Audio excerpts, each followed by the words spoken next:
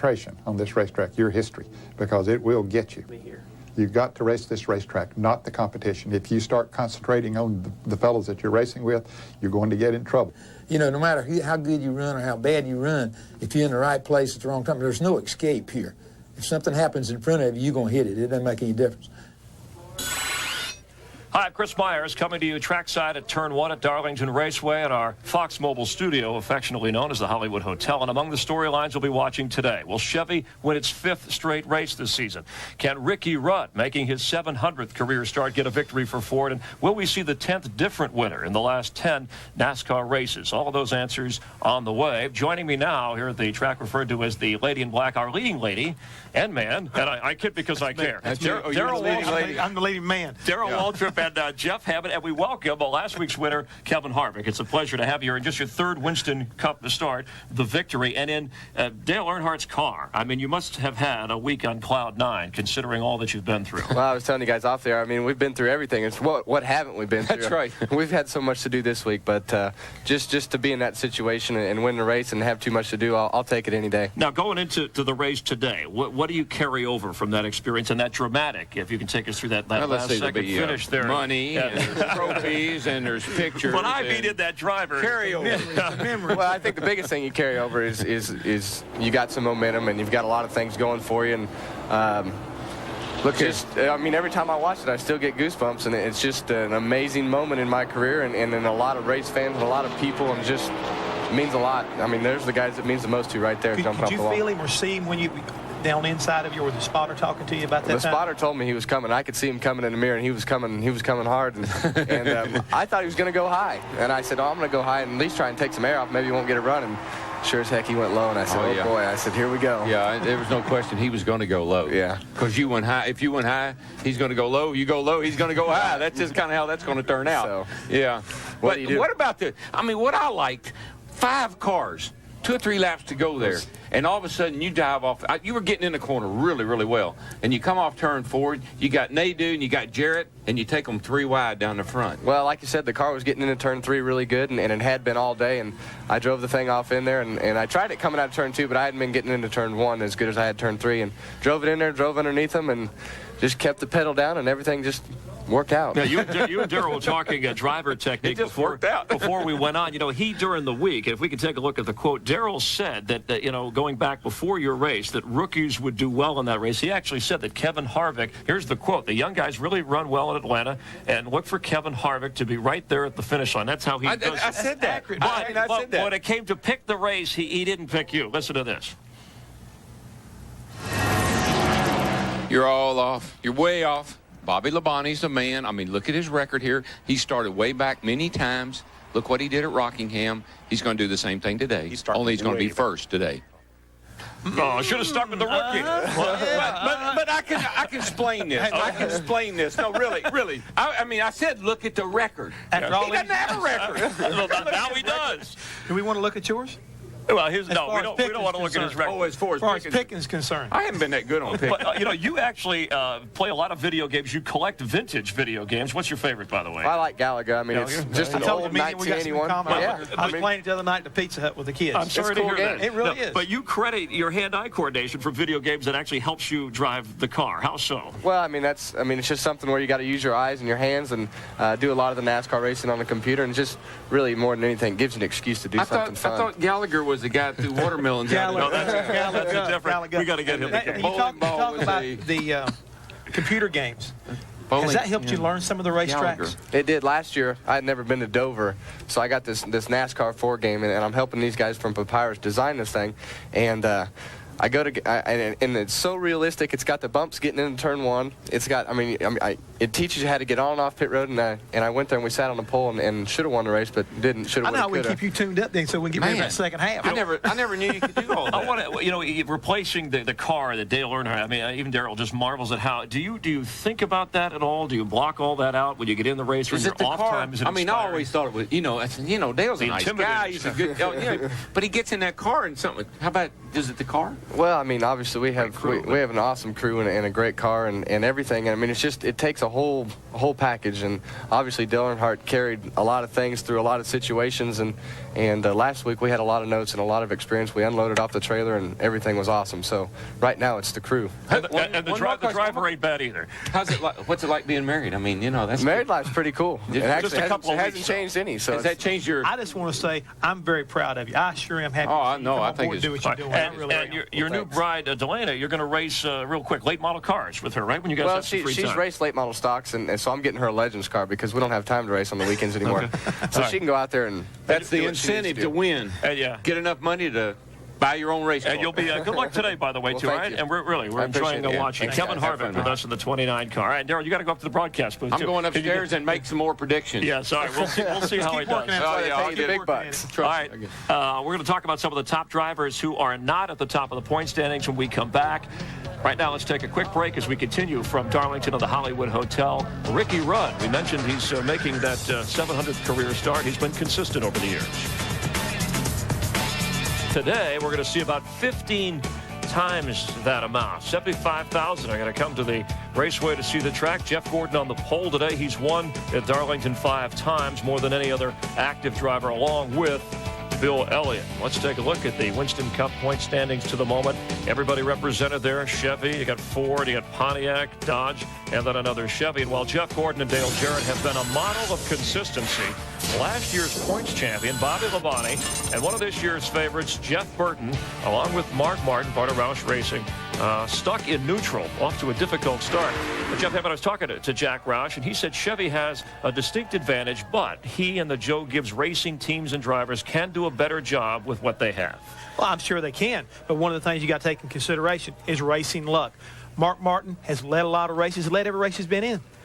Bobby Labonte almost won a race. They haven't had the luck and a little bit of consistency, but it's not time to push the panic button. Not yet. All right, through the 90s, the furthest a guy who's gone on to win the points championship has been back after 4 races, 16th. That was Jeff Gordon. And speaking of Jeff Gordon, talking the garage all weekend is about how his car is running well. You know, and last week he ran out of gas, still managed to come within a split second away from winning. The week before that, started 24th. He won the race in Las Vegas and the $1 million bonus. And speaking of Las Vegas, the latest odds for today's race, courtesy of the Las Vegas Hilton Race and Sportsbook. Jeff Gordon is your favorite. Kevin Harvick is at 8-1. Kevin Harvick, who's one of the hottest young talents since Keith Urban, is on the board. You see Bobby Labonte, also some thought there. We sampled some of the fans here to see what they think about the race today. Hey, welcome to Darlington. Yeah, we're ready to go rock and roll almost 200 miles an hour. We're ready to rock and roll. What are you doing? Jeff Dale Gordon. Jarrett. Jeff Gordon, baby. Number 8, baby. Oh, yeah. Number 8. Kevin Harvick. Michael Waltrip. He's going to do it this time. It's going to be Jerry Nadeau. Dale Earnhardt Jr. Harry Labonte. Dale Jr., baby! And here's what our experts have done so far. Jeff Hammond, the only victory, but Larry McReynolds has been more consistent. So let's go up to the booth. And Mike Joy, what kind of picks do we have today? Well, I don't know about those odds. I won't pick a winner, but I'll give you a fellow to watch. Bobby Hamilton had a great run yesterday in last practice. They have found something. Larry, who's going to win today? Well, as I wandered through the garage area last night, everybody in the garage area said Jeff Gordon in the 24 cars in a zone of their own. But Dale Jarrett, 7 top 5s in the last 8 races here. I just think Todd Parrott, that 88 Munch, they're ready to win their first race. I'm going with Dale Jarrett, the 88 car. Darryl? Sterling Marlin, baby. Sterling Marlin. I'm going to send you down the grandstand. Get you a T-shirt, and away you go. Well, Jeff Hammond, you've been hammering on these fellas up here. Who do you like? Well, Mike, I tell you right now, I hate to say this, especially after what he just did, but the guy that I like is Sterling Marlin. At 5-1, he's looking pretty tough as far as I'm concerned. Okay, we're going to get Darrell Waltrip a cup of decaf before the race. Somebody needs to tone him down a little bit. Put him on a short leash. Buckle him in the seat. For Jeff Hammond, I'm Chris Myers. The race is up next here on Fox. We leave you with the ongoing 2001 Race Odyssey. Enjoy. Last week in the soap opera known as the 2001 Race Odyssey, Harvick by inches. Kevin Harvick caused some havoc in the race of the year. What a race. What a finish. Today, NASCAR's darlings do battle in Darlington on a track they call the Lady in Black. No, not that Lady in Black. This Lady in Black. Hey, who rolled that tape down there? Richie Z and Ernie have that rolling. Ah, those jokers. Anyway, sit down, relax, and take it easy. Maybe invite some friends over, because on the track too tough to tame, this fight for fortune and fame will not be lame. It's drive number 5 on the Winston Cup circuit. Next on Fox. Yesterday, this wall was white. Why is Darlington the lady in black? Because for 2 days, they've been rubbing against that wall, rubbing it raw. This beautiful racetrack, set in the Carolinas, 50 years of history, and today the Carolina Dodge Dealers 400 rolls off at Darlington Raceway. The grandstands are full, and trackside 43 cars await the command, and in the midst of all of the tradition and history that is Darlington is Matt Yoakum. Darlington is a racing cathedral with 52 years of tradition and charm. While most drivers only dream about winning here, Jeff Gordon has 5 times and only 16 starts. One more stellar day on NASCAR's oldest super speedway, and Gordon will climb to 3rd on Darlington's all-time win list, behind 2 legends, Pearson and Earnhardt. Gordon enters Darlington on top of the points and starts from the pole for the 3rd straight spring race. So it seems like old times at a racetrack that is definitely old school. To Jeannie Zelasco. Well, it is a school that Bill Elliott sure likes to attend, and can you blame him? He's grabbed 5 poles here. He's won 5 races, including that one in '85 when he grabbed $1 million, but his teammate Casey Atwood did not see that race. Now, in Casey's defense, he was only 5 years old. He wasn't watching a lot of NASCAR back then, but you better believe he will be watching the 9 car today. He had a little plan for a meet and greet with Bill Elliott as well, trying to figure out how to survive turns 1 and 2. Steve? Well, Jeannie, Ricky Rudd's been battling this racetrack since 1977. He finally conquered this treacherous oval with a win in 1991. Ricky Rudd has 48 starts on this racetrack, more than any other driver in the field.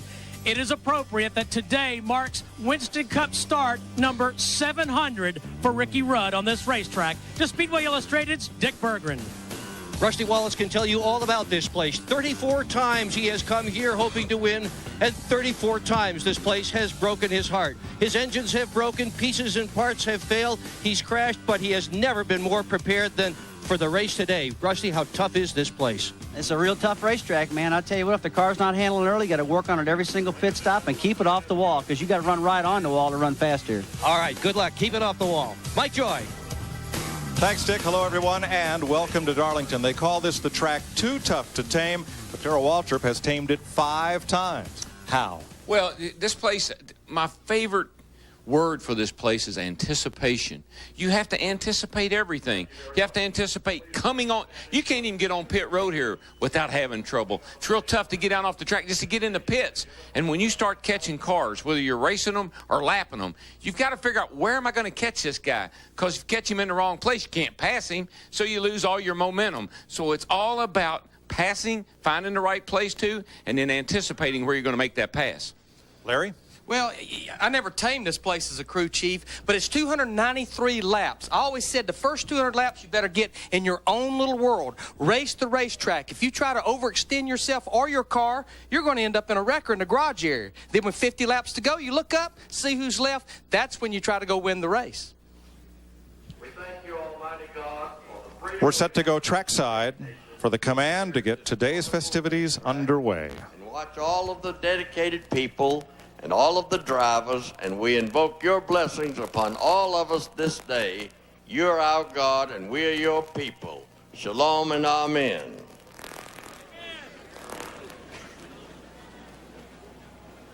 Now presenting the colors is the South Carolina Highway Patrol. Performing our national anthem, Al Larson, saxophonist from Hampton, Iowa.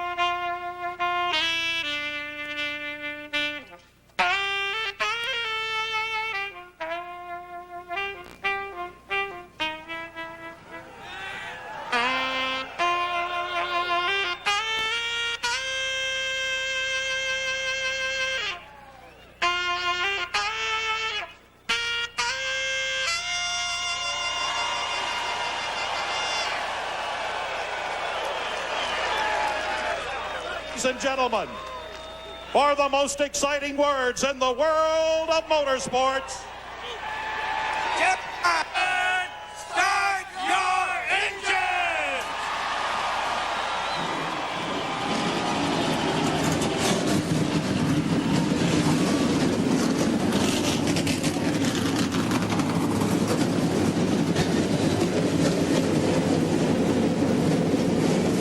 Three engines fire on pit road for this 5th NASCAR Winston Cup race of 2001. And Dave Marcus, who made 2 qualifying attempts this year. You see, the banking is different and the radius is different at each end of this speedway.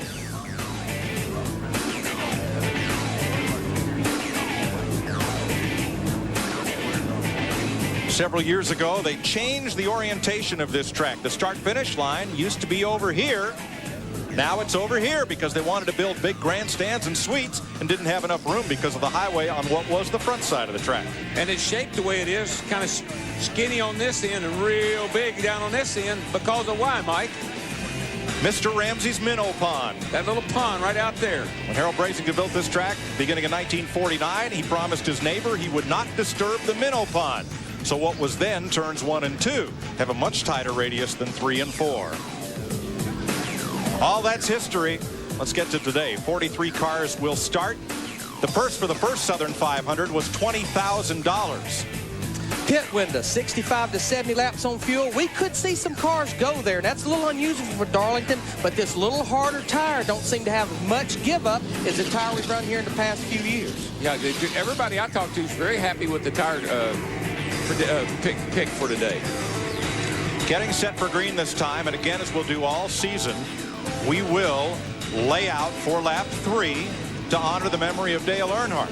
Hopefully today will be the first of those lap 3s that we get under green. We've had a caution every week thus far on the 3rd lap.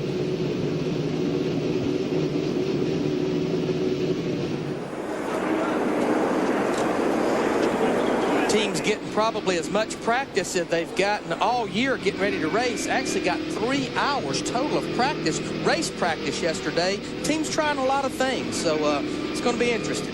Ricky Rudd, his 700th career start. Only 4 drivers in history have more. All right, reach up there and pull in belts. 293 laps. Race the racetrack, DW. That's Let's right. see who's here at the end. Strap down your TV, too. Field coming to speed. Green flag. We're racing at Darlington.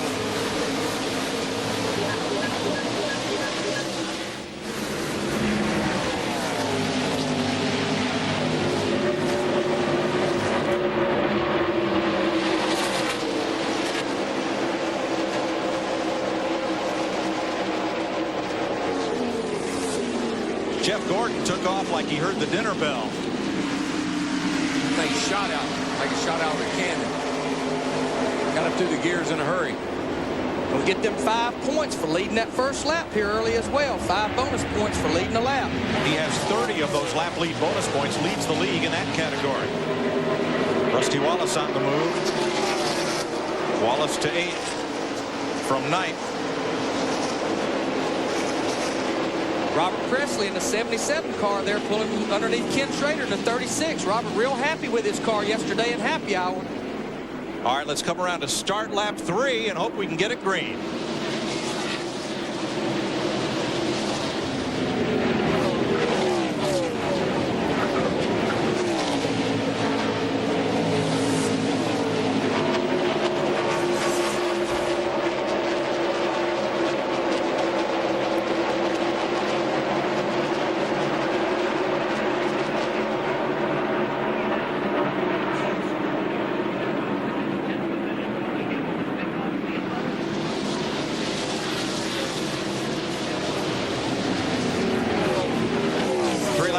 Gordon sets off on lap 4 and continues to build on his lead. Well, the sun is shining and they'll finally let us get lap 3 in under green.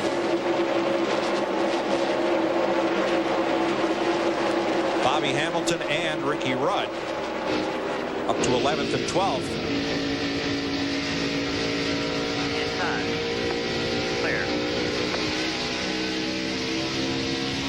One watch these cars right now, folks, because this is as good as they're going to be. And sheet metal's as good a shape as it's going to be in all day, and they're handling about as well as they're going to handle all day. The longer they run, the harder they get to handle around this old racetrack. Now Hamilton passed Rudd a lap ago. Ricky started 10th, running 12th. 30-40. Kurt Busch got... Yeah, 97 car coming off turn 2. Got up in that loose stuff. High Alpha 2 over there. Scraped her down into the right side up against the wall. Darlington gives Kurt Busch a rude welcome. It didn't... I don't think he really... He just kind of got up there and rubbed against it. I don't think he hurt anything.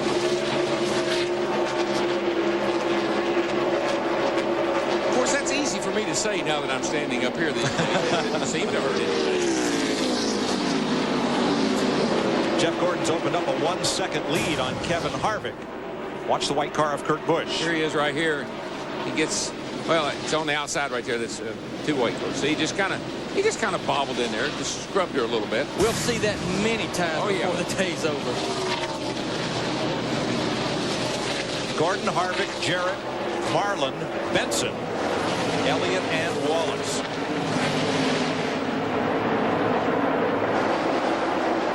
One thing about running at Darlington, it is no disgrace to get into the wall here, because every veteran that's won here or anybody that's ever been here will get into it sooner or later. Michael Waltrip battling Tony Stewart for 9th place as you watch back from the Napa cam.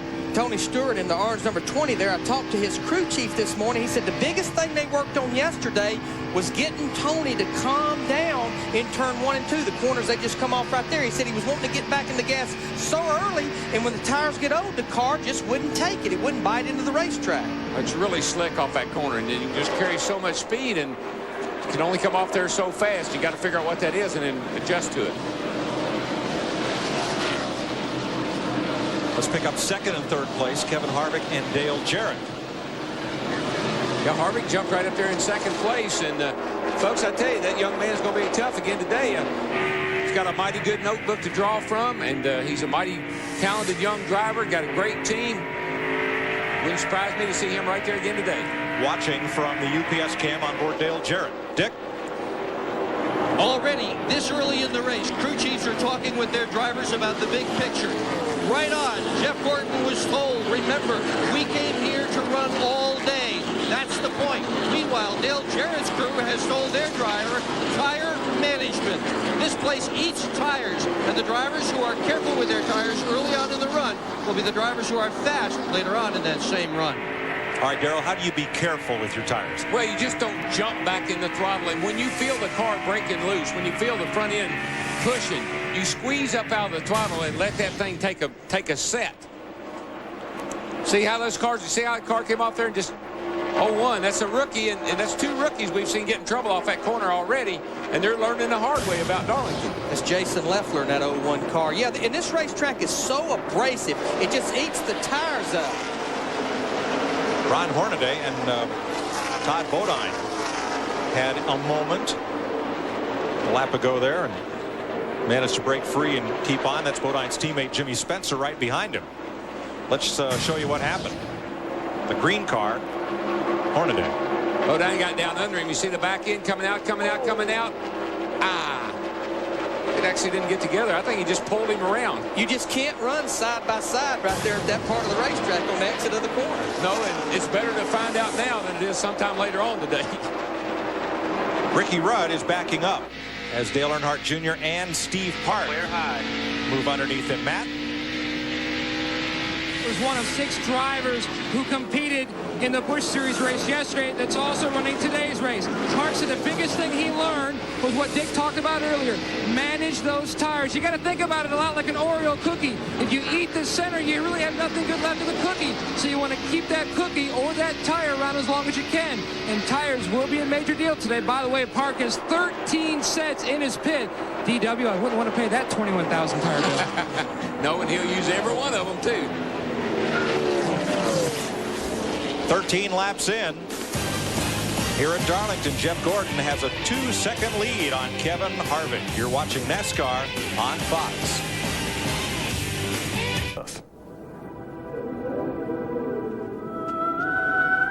Nothing ever got in his way. He pushed everything to the limit. I know he'd want us to push on.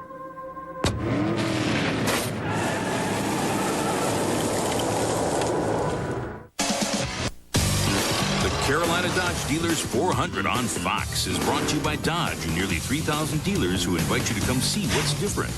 By McDonald's, we love to see you smile. By Coca-Cola, enjoy. And by new Haviland Motor Oil technology, formulated for improved gas mileage. Add more life to your car. Welcome back to Darlington, where Jeff Gordon has a lead of 2.6 seconds because they've been battling for second place behind him. Dale Jarrett's now the second-place car. Kevin Harvick has Sterling Marlin filling up his mirror. And this battle, look at the marks on the side of Tony Stewart. There's corresponding marks on the left side of Michael Waltrip. Well, Tony's been faster, Michael. He gets up beside him, but he can't make the pass, and they've got together 2 or 3 times. And you don't normally get away with that very many times until somebody's going to be biting the dust. Robbie Gordon in the 4 car just made an unscheduled pit stop here on lap 17. There's Park on the inside, the yellow car.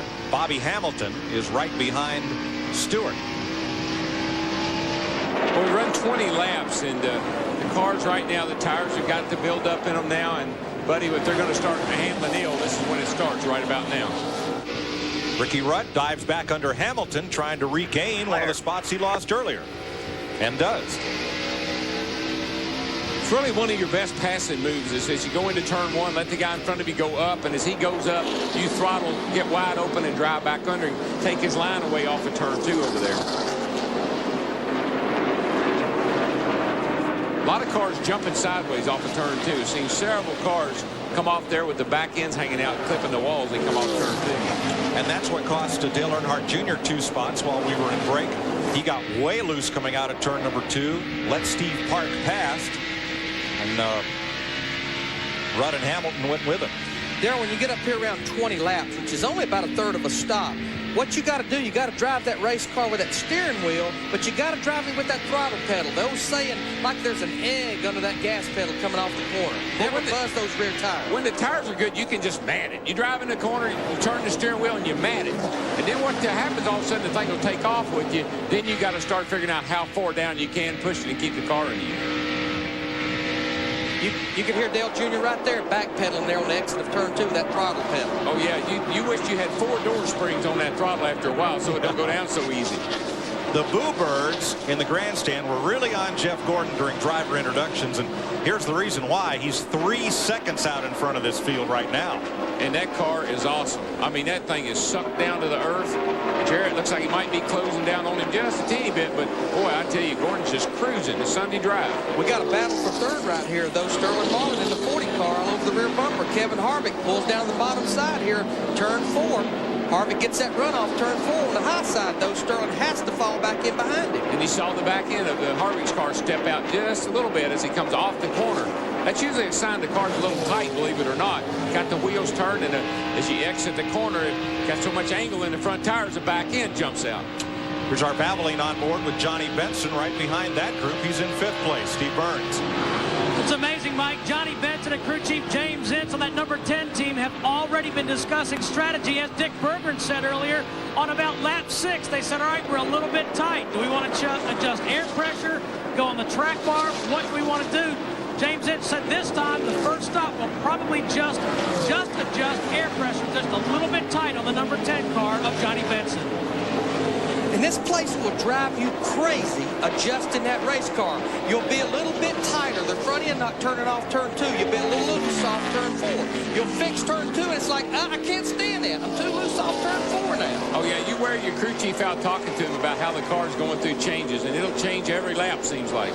Darryl, is Sterling Marlin, is he sizing up the rookie ahead of him, or is he setting him up? Oh, I think he's in no hurry right now. You got to remember something about Harvick. You really don't know what he can do or what he's capable of doing. We certainly saw him win last week, and that was a big surprise to everybody. But you don't want to put him in a place that'll get you in trouble. They're in 3rd and 4th place. And again, Mike, it is all about anticipating where can I catch this cat and make a clean pass so it doesn't hurt either one of us. Because right behind him is Johnny Benson. who's closing up on him real fast. Here comes Jimmy Spencer passing Robert Presley for 17th. And right behind him, Ken Schrader. Jeff Gordon has opened it up to 3.1 seconds. Here's Dick Berggren. Yeah, but believe it or not, that race car could be better. He, a few laps ago, called in and said that he was loose coming off both of the corners, and he just now called in and said he is really loose. Meanwhile, Robbie Loomis has said it's just half a fuel run. So, car looks good, but it can be better. That's bad news for everybody behind him. Well, Dick, Rusty Wallace likes the way that number 2 car is handling. His crew chief, Robin Pemberton, radioed to him and said, "You're good on times. The leaders are starting to come back to you." Dick Berger talked about how badly Rusty Wallace wanted to win. He's never won here in 34 attempts. We got Gordon and Jarrett running pretty close to the same speed, and then right down Rusty Wallace is in 6th place, and he's running the same as the leader. So those cars are all running about the same speed right at this point. Steve Park underneath Michael Waltrip. They are teammates. Waltrip lets the pass go without incident or argument. And we'll watch the one car. Tony Stewart by yet, I'm sorry. No. We'll watch the one car pretty close, I think, all day, because as I walk through the garage and this guy sets the 24 cars in his own little time zone, Steve Park is pretty good, too, on long runs.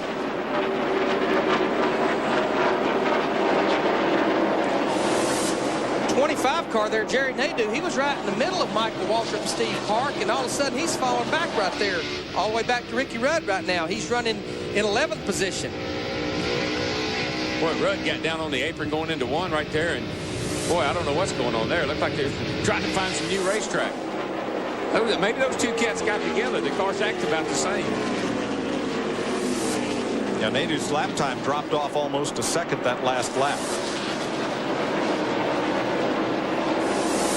But he seems to be holding his own right now. 30 laps are complete. At Darlington, Jeff Gordon leads Dale Jarrett and Kevin Harvick. You're watching NASCAR on Fox. Sweetie. Marlin for 3rd. And this is so classic Darlington. He had a huge lead. He runs up on these cats here. It's hard to pass. These guys are holding him up. Dale Jarrett's closing up on him. Dale Jarrett's a second a lap faster than he is. There he is right there. He's already caught him. All because he can't get by these cars. You got to have the whole racetrack if you're going to pass somebody. Darrell, this is probably one of the worst racetracks we go to for finding the right place to pass lap traffic. Oh, yeah. I know I wear the word out, but you got to know where you can catch these cats. You got to know where you can make a pass.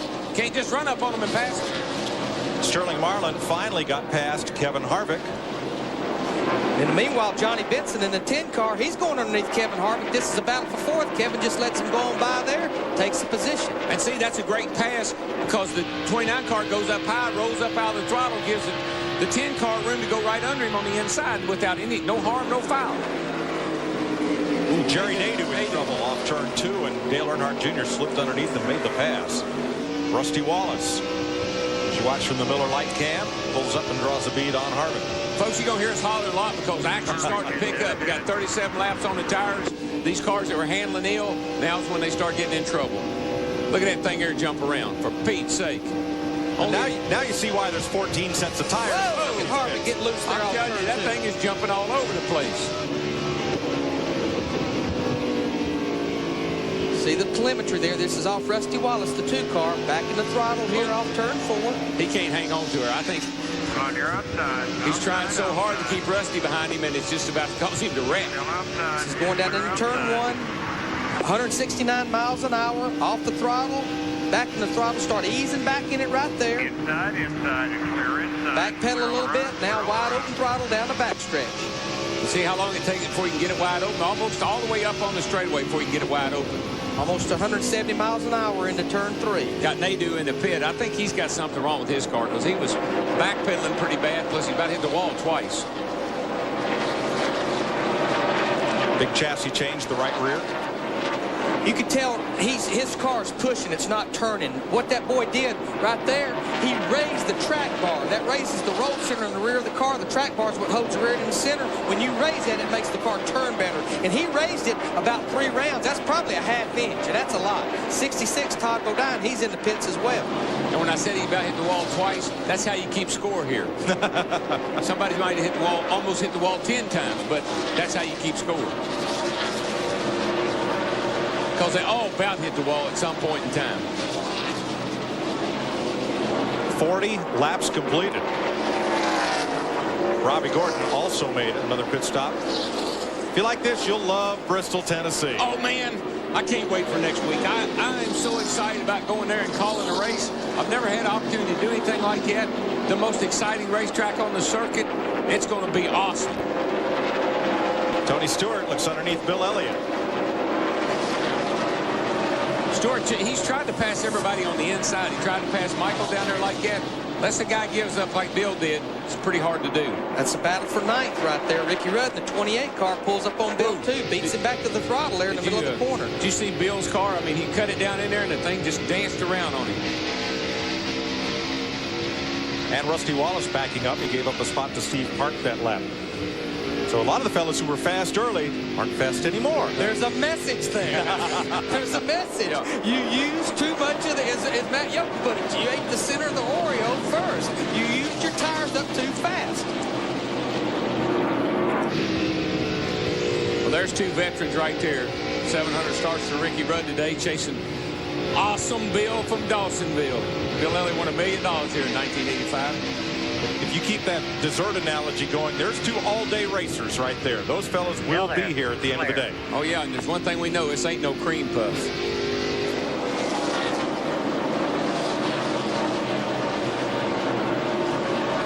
All that work has finally gotten Rudd back up where he started, 10th place. These two guys, they definitely know how to conserve their tires and take care of it. Buckshot Jones in the 44 car had went a lap down, decided I better get in the pits, make some adjustments, get me 4 tires. Jeff Gordon has led every lap. He's now led 12 of the last 13 Winston Cup races at Darlington. The Carolina Dodge Dealers 400 rolls on. This is NASCAR on Fox.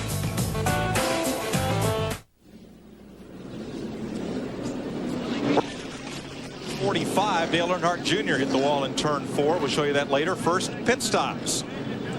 Under caution, first time today. Steve Burns. Johnny Benson, they're going to make an adjustment. They're going to take air out of 3 different tires, 3 quarters of that race car, and a wedge adjustment. Rusty Wallace will take a pound out of the left rear. Benson getting left side tires going on right now. Let's go to Dick Berggren. Jeff Gordon guesses that because they ran on a green racetrack and ran so hard, they just wore the tires off it. Meanwhile, first guy out is Dale Jarrett by a bunch. Gordon is going to go out 5th.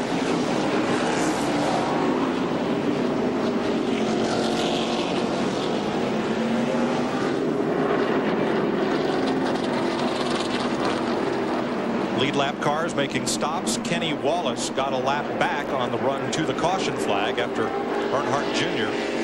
scraped the wall in turn 4. And there's a look at the damage on his car. Here's the race down pit road Dick Berggren talked about.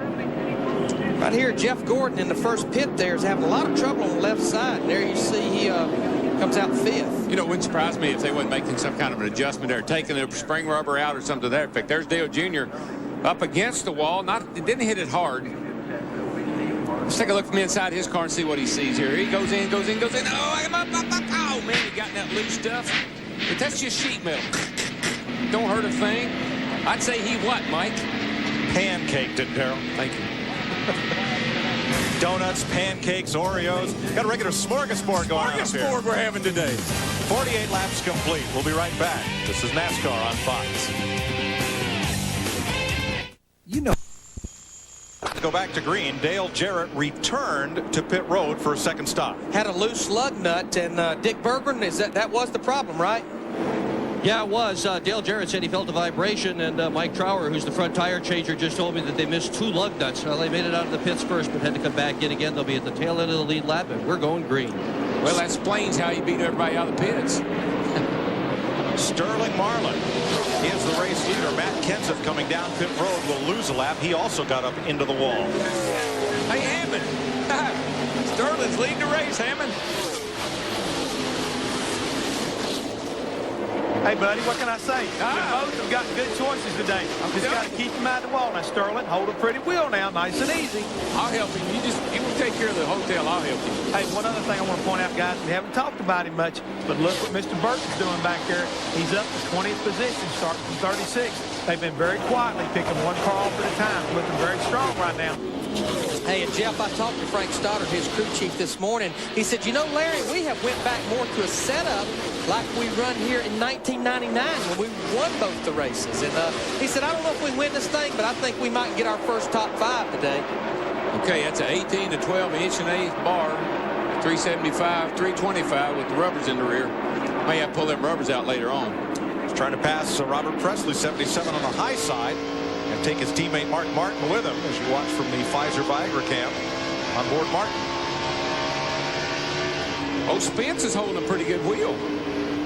See him up in there. There you hear him backpedaling that throttle right there in the middle of 3 and 4. Jump in. It's almost like a little short straightaway over there. That's what you do. Turn 1 and 2. You remember I told you, when you go into 1, you mat it. That propels the car forward. It keeps it off the wall. But then you got to get back out of it to make it turn. Still there. Still there. Still there. Still there. Still there. Clear. Spotter was talking Martin around the car on the inside. Up front, Sterling Marlin leading Steve Park. Matt? Mike, just like in happy hour, Steve Parr's car is very good on long runs. He came on his radio and told crew chief Paul Andrews, I am not going to hustle the car over the next 15 laps or so. I will let the 40 go. They made an air pressure adjustment on the 1 car at Park. He was a little bit tight in the center of the corner. The 40 car, Sterling Marlin, the leader, was also complaining about the same thing. They adjusted his car with air pressure as well. Sure getting awful aggressive for somebody that's going to let him go. He's all over him. What happens here, though, you get those 4 fresh tires on there and that thing feels so good to you, and you want to take her to the front. Marlin's led 7 laps. Jeff Gordon led 47 laps earlier. Dale Jarrett has led 1.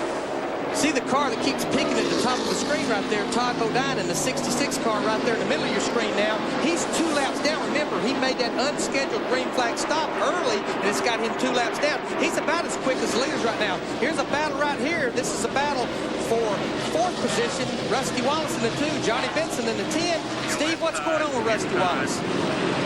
Well, Larry, Rusty's pretty happy with that car on that last pit stop. They said the tire wear looks good. Crew Chief Robin Pemberton told Rusty the left front tire has the most wear. They took 1 pound out of the left rear. And the reason we're seeing the left side tires wear more is, again, Goodyear has toughened that right side tire, a harder compound. It's making those left side tires work. The problem at Darlington, they don't necessarily wear out. They just lose grip. They quit gripping the racetrack. Let's update Dale Jarrett, who restarted last on the lead lap, which was 37th. Now he has gained 6 positions. And pulling up on Stacy Compton. But it's a tough row to hoe when you're back in there, and especially when everybody's on fresh tires. You just don't blow by people here. Tony Stewart has a good race car. He's running a lot lower than most of the other guys. He's trying to keep the car on the bottom of the racetrack. Caused him a little bit of a problem on exit, but if that ever comes in for him, he's going to be tough. This is a battle for 6th position right now. Harder gets back in that throttle. Down to run right through the middle of the corner. Michael has to let him go. Now, Michael lost his momentum, and Stewart will close right up on him. Now, these 2 cats have already had a little go of it. That's where those wheel marks came from. I don't think Stewart and Michael are really happy with each other right now. Right behind him, here comes Jimmy Spencer to capitalize. Whoa. He's had a fast race car since this race started. He has, and he can come off of turn 4 there on the bottom, and the car looks straight when it comes up off the turn, and that's what you want it to do.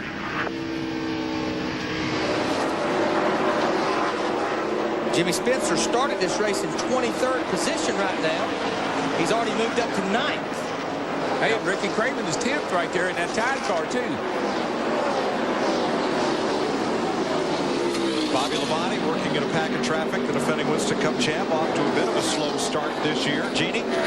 Well, Bobby Labonte in his 18 car came down pit road. He was complaining that the car was tight all the way around. They put a round of webs in the right rear four tires, took a rubber out of the left rear. They hope they have his handling issue controlled now. A problem, though, for the 8 car. We saw him make some contact. The lower right front arm is bent. The A-frame arm there is bent, so they're concerned about that. You can see him kind of tagging along at the end. They're hoping that he can work its way out and that it's not too serious. We'll keep you posted. Now, he's got himself in a situation where they're just trying to make laps now. That thing's going to be a handful to drive. That lower control arm being bent, it throws all the front-end suspension and geometry off. It's going to be tough to drive the rest of the day. Boy, Park's getting a heck of a run off the turn 2, and of course Sterling had to let him go. He got the inside on him going into 3 and made the pass. How about it, man? What's happening, buddy? That is a deal, Darrell. Stevie Reeves, the spotter for Steve Park, went down the aisle to Tim McKitchen, Sterling Marlin spotter. Naz, we would like to lead a lap to get 5 bonus points. If you let us by, we will let you by. So it was a prearranged deal. So Steve Park becomes the 4th different leader of this race. Park's crew chief Paul Andrews looking over the scoring monitor. And we'll be back with more from the Carolina Dodge Dealers 400 after this. The Carolina Dodge Dealers 400 on Fox is brought to you by Miller Lite. Grab a Miller Lite. It's Miller time. By Napa Auto Parts. Napa, we keep America running. By Kellogg's, the official breakfast food of NASCAR. And by Sprint PCS, the clear alternative to cellular. And you're getting a good look at NASCAR's oldest super speedway, 1,000 feet above Darlington Raceway today is the Budweiser.com airship with nice weather conditions and so far an interesting race. Steve Park and Sterling Marlin with the lead. And we just heard on the report that Steve Park spotter talked to Sterling Marlin spotter and said, hey, let's make a deal. Let us lead for a lap so we get those bonus points. We'll let you get back in front. Now, how often does this go on? And why would Sterling Marlin allow that? Well, for one thing right now, maybe his car is starting to go away just a little bit, Chris. So therefore, they've worked this deal out where we'll know when we're going to make a pass. That way we don't hold each other up. Because if they go to racing each other, that's going to hurt both of them. That's going to allow the rest of the cars to gain back up. It'll wear both of them's tires out. So it's really kind of smart racing. They know sooner or later Steve Park is going to lead a lap.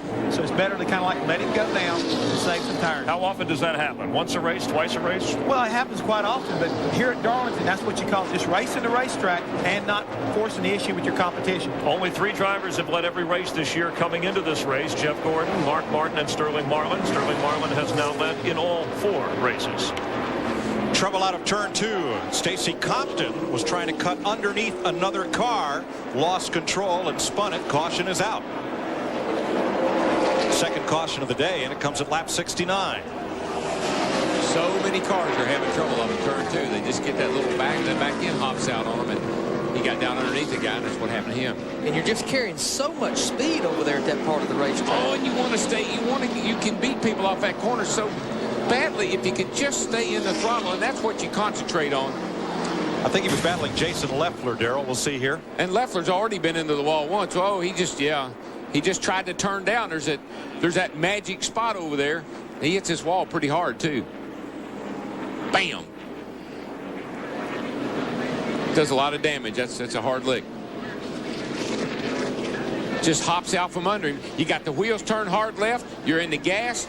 The car in front of you takes a little air off the front end. The car starts to push. You crank into it, and the back end jumps around. It didn't look like there was any contact from Matt Kenseth behind him. No, I don't think so. I think he just, see there, he just gets really slick off that corner. You're trying to stay in the throttle so you can make that pass. Front end starts to push a little more. More do you turn into it, then she hops around on you.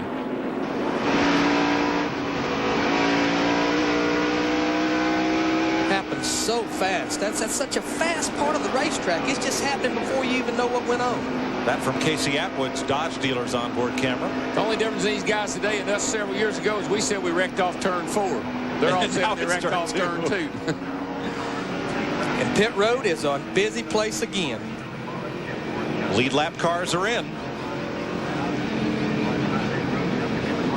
It's a good break for Jared. He was really having a hard time working through all that traffic, so this will help him a lot. Park, your leader, then Gordon and Wallace are on the left of your screen, Matt. Steve Park, the top car on the top of the screen. seen the one car, a 4-tire change. No changes for the number 1 car. They were very happy. Remember, they adjusted this car in the previous run with their pressure, and he's down and away to Dick Berggren. Jeff Gordon is already taking right sides. He's going to try to beat Park out. Park's got him. Gordon will come out in second. Gordon beats Sterling Marlin on pit road. Well, that's a big improvement for Gordon because, you know, he had fallen back to 3rd place, and actually Park and Marlin were a couple of tenths quicker than he was on the racetrack. Steve? Rusty Wallace came in. They took 4 tires, Mike, putting 22 gallons of gas. They also added 1 pound of air to the right rear. Otherwise, no other adjustments for Rusty Wallace in the 2 car. And 1 pound air in the right rear will just make that thing turn a little bit better. It's just like adding a little bit more spring to the right rear of that car, make it cut through the corner better. Adds about 10 pounds to that right rear. This time around, cars a lap or more down will come to pit road, and we'll take a pit stop too. You're watching the Carolina Dodge Dealers 400 on Fox. If you like this, you'll love Bristol, Tennessee. On Friday, we'll have NASCAR Winston Cup qualifying for you on Fox Sports Net. Then on Saturday, the NASCAR Cheez-It 250 for the Busch Series on FX and Winston Cup final practice. On Sunday, NASCAR This Morning, the NASCAR Winston Cup race at 12:30 p.m. Eastern Time, and NASCAR Victory Lane at 9 p.m. to wrap it all up Sunday night from Bristol, Tennessee. Heard Richard Childress, crew chief on the 29 car. Big gainers on this pit stop, Darrell. Dale Jarrett went in 28th, came out 18th, and Jeff Burton came in 17th, gained 3 spots. Yeah, and if you think we've had some great races so far, you just wait till next week.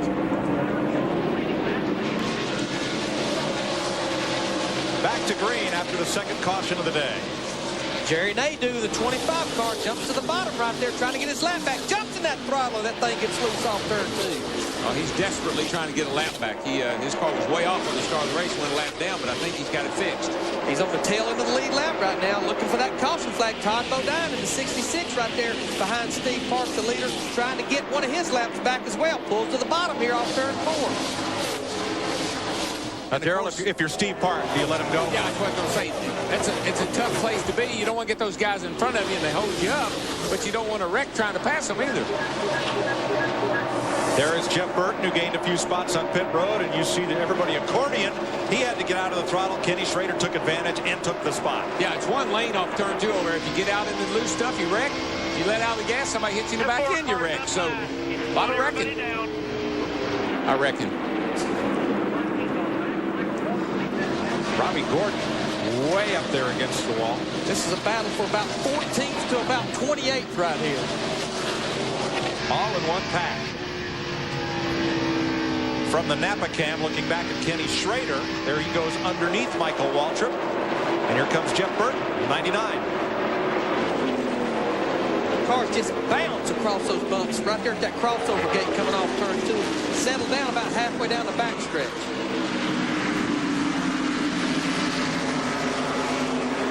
We'll let you enjoy some pure American horsepower, about 800 per car, times 43. Grab that volume control, crank it up for a couple laps.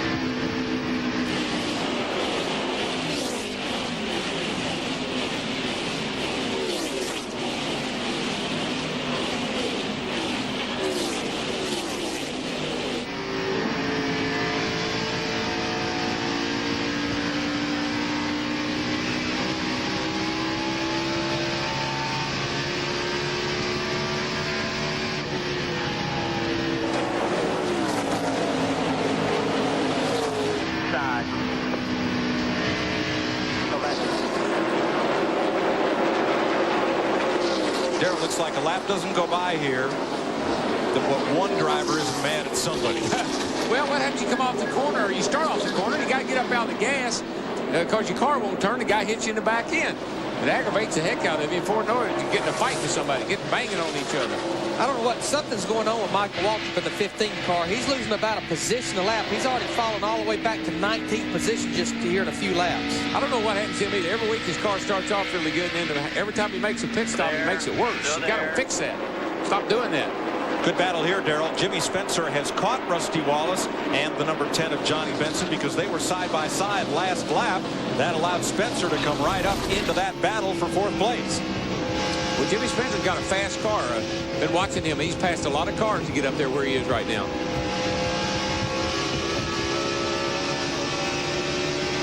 It's kind of a Jimmy Spencer kind of racetrack, you know. Just dare that wall to hit your car. Mike Skinner and Bobby Labonte battle for 10th place. How about Ricky Craven there in the 32 car? Started in 20th position. Darrell, you went and talked to him last night in the motor coach lot. Said, man, you need to work on that race car. That thing don't look right. And here he's sitting here running in 12th position right now. I'd be curious to see if he did all the things I told. I told him what was wrong with the car, and he said, you're right. That's what we're going to do to it. What'd you tell him? I told him to put some rebound in them front shocks, take a little spring out of it, put a little bigger bar in it, raise the track bar up, and split the trailing arms. In other words, rebuild it. He didn't like all those ideas, but he liked some of them. Those of you that saw our final practice coverage yesterday would know what Darrell's talking about. Now there Benson goes past Rusty Wallace. There's another guy's got a pretty good race car, particularly on the longer runs. Is that the 10 car, Benson? But Rusty Wallace in the 2 car saw how quick Johnny Benson in the 10 car had caught him. Where did he let him pass him? The easiest place, on the straightaway. That's right. I've come down the straightaway here many a times to squeeze out the throttle and let a guy go by. That way it doesn't hurt either one of you. Neither one of you lose any time. Darrell, this is an old road racing tactic. Instead of fighting each other through the corner, make those passes and let them happen on the straightaway. You just can't take a chance running through the corner side by side with somebody. Not enough room. There's our Fox Tracks in to show you the instantaneous speed of these cars we're following. You see how those cars will speed up a little bit in the middle of 1 and 2. Then they'll slow down as they exit the corner. Then they'll carry the mail down these straightaways.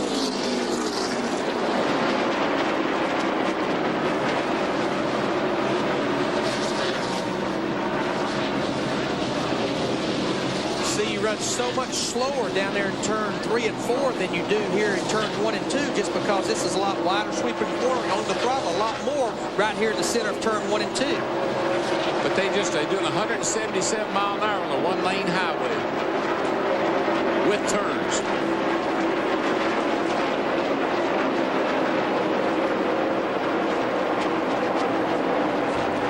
Stacy Compton is our first car out of the race. Jeannie is there. Well, all day long we've been talking about what does it mean to be this track too tough to tame, and I think Stacey Compton, you can answer that for me right now. Take me through what happened. Well, it's a shame for the Kodiak Melantar Dodge. We got a good car and just got to racing out there early and got up inside of a car and we touched a little bit. It's just a bad place to be inside of a car and got turned around. Just racing at Darlington, I guess, but we'll get it back out, make some more laps, get some points, and go on to Bristol next week. Compton came in here 28th in the point standings. Here's what happened to him at lap 69. And just like he was saying, he was racing somebody. Probably shouldn't have been racing right now. Probably should have been riding a little bit. Got a little aggressive. Got it up, got it back in a little too hard off turn 2 and hit that inside retaining wall. Steve Park has a 1.2 second lead. Jeff Gordon now the second place car. Sterling Marlin third. Johnny Benson continues to battle Jimmy Spencer and Rusty Wallace for the 4th spot. The Carolina Dodge Dealers 400 continues after this. You're watching NASCAR on Fox. Welcome back to Darlington, where Steve Park leads Jeff Gordon by 2.6 seconds. Sterling Marlin is third, and Chevy, Dodge, Pontiac. Now, since we're at Darlington, it's appropriate to ask today's Pep Boys trivia question, which is, what's the farthest back a race winner has started in NASCAR Winston Cup history? 34th. And I don't think I know where he started, but I think I know the car. Was it the 99 car? Nope. I don't think so. It was Johnny Mans In 1950, in the first Southern 500, they started 76 cars. Mance started 43rd, and he was the first of 56 cars running at the finish. Well, I know I didn't know. I was -9 years old. Oh, sure. So what are you trying to say? That you should have known because you were here. Yeah. For more on Steve Park's lead car, Dick Berggren. Some drivers will tell you it doesn't matter what car they run, but they ought to take a look at the top 3 cars right now. They might change their mind. The number 1 car leading the race, driven by Steve Park, is the same car that he used to win Rockingham. Right behind him is Jeff Gordon in the 24. That car led more laps than anybody else at Rockingham and finished 3rd. Behind them, Sterling Marlin. That's the car that finished 3rd at Las Vegas and looked so strong last week at Atlanta. You've seen all 3 of these top cars run before on Fox this year, and every one of them has had a stellar performance. Good point. You always have cars that you like. They're your favorite cars.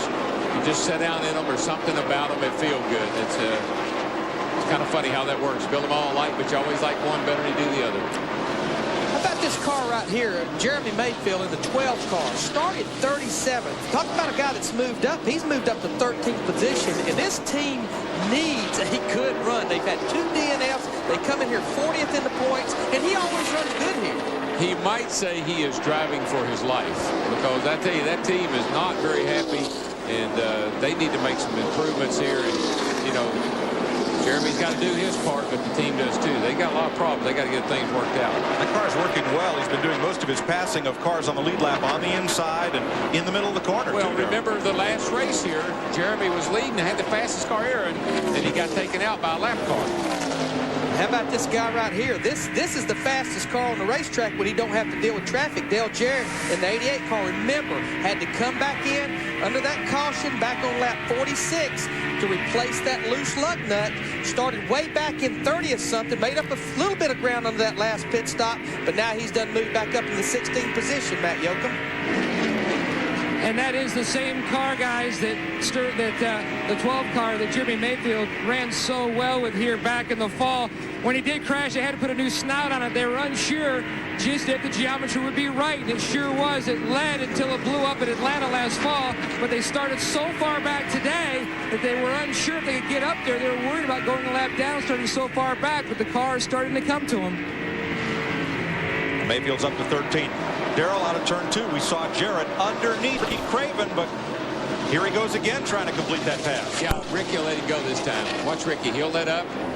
He'll let Dale go in front of him. He knew he was faster. Now he'll close right back up on him, and neither car lost any time. And that is the same car that Jarrett ran last week at Atlanta, too. Here's Warren Burton, who's in 22nd place, around the 21st, battling Bill Elliott. A couple of dodges there, and of course both of them know how to win here. Ward and Bill both have won here, and there's Mark Martin just kind of clipping along behind him as well. He knows how to win here too. Tommy Baldwin, Ward Burton's crew chief, told me this morning, he said, Larry, he said, this is the 5th race car we have run this year. We have never brought the same car to the track twice this year, just trying to search for what we're looking for. They're bringing cars, bodies mounted a little further back, a little further ahead, still searching for what Ward and this Dodge package is looking for. Yeah, well, they certainly haven't had the performance that I know they expected to have so far this year. They were great at Daytona, but they've struggled everywhere else. Bristol, Tennessee, next weekend, a whole different place than Darlington. Can you hold a track? I was going to say, you never take a breath there. It's constant action. I mean, there's something happening off of every corner, down every straightaway, in the pits, in the infield, in the grandstand. It's the action track. This track is so exciting that 30,000 people are on the waiting list for tickets. I don't doubt that one bit. I mean, it's the most incredible view. They got 140,000 seats. It's like going to a great big it's like going and watching the gladiators fight. You know, the crowd at Bristol, they just keep building seats. The crowd at Bristol will be bigger than the Daytona 500 crowd of 5 or 6 years ago. Oh, yeah.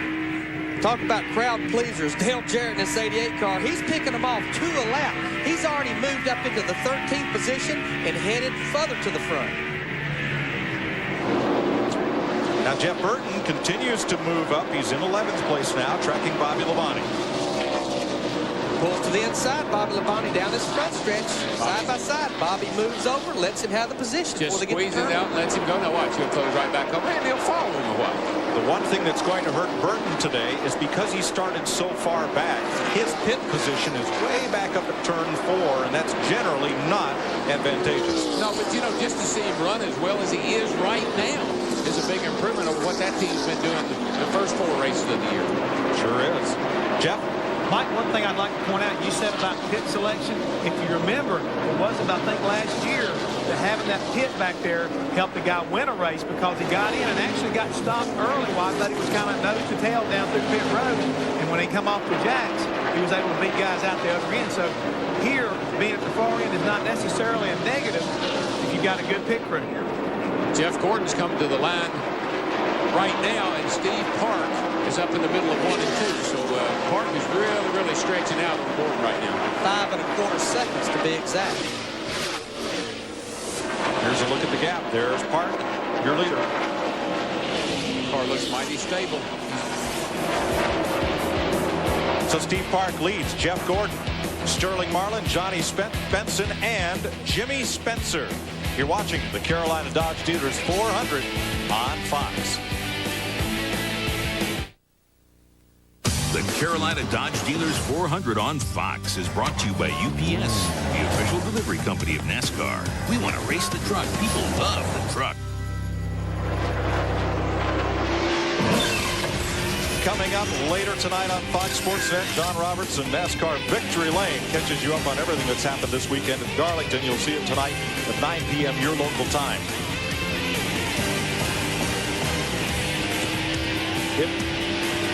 Race leader in traffic. If I had a dime for every time today we've said, whoa, look at that, I'd be rich. We need 43 in-car cameras so we can go to each one of them when they almost wreck. It's incredible. Look how good the racing is here for 26th place. Well, they know those guys know the leader's not too far behind them, and they better step it up if they got anything at all. They better get going. Because Park is breathing down their collar. Here comes your leader right back here, Park. And he's closing up on these cats at the back of the field. Getting big trouble here in a hurry. Park's car is just awesome. I mean, he's really fast. He's the fastest car on the track by about 3 or 4 tenths a lap. And I think today, Darrell, is the best proof of the season that racing, the Busch race on Saturday, pays off Sunday. Oh, I agree. I totally agree. I mean, Steve ran his car yesterday, and there's the car right behind him. Kurt Busch just got in the wall again. But what's went on that 5.5 second lead because of these lap cars, it's chopped back now to only a little over 4 seconds. The 20 car got by Jimmy Spencer for 5th place. Back on the move. 6 drivers ran the Busch race yesterday and the Cup race today. Matt Kenseth, who finished 2nd yesterday. Kenny Wallace was 4th. Steve Park overcame some bad pit stops to finish 7th. Kevin Harvick was 8th. Jimmy Spencer was 13th. Spencer's having a great run today in 6th place. And Todd Bodine yesterday bounced off the wall and was 34th. Jeannie, Bobby Labonte is back there in 14th place. Give us an update. Well, guys, the only thing worse than worn tires here would be a bad set of tires that they put on. And that's what Bobby Labonte thinks is going on with his car. Crew chief Jimmy Maycar said, let me know if there's a vibration. And, guys, just about a minute or 2 ago, Bobby said, uh-oh, there is one. The 18 crew made a visit to teammate 20 crew to see what was going on. So he should be pitting soon. Ron Hornaday is in the wall in turn 3.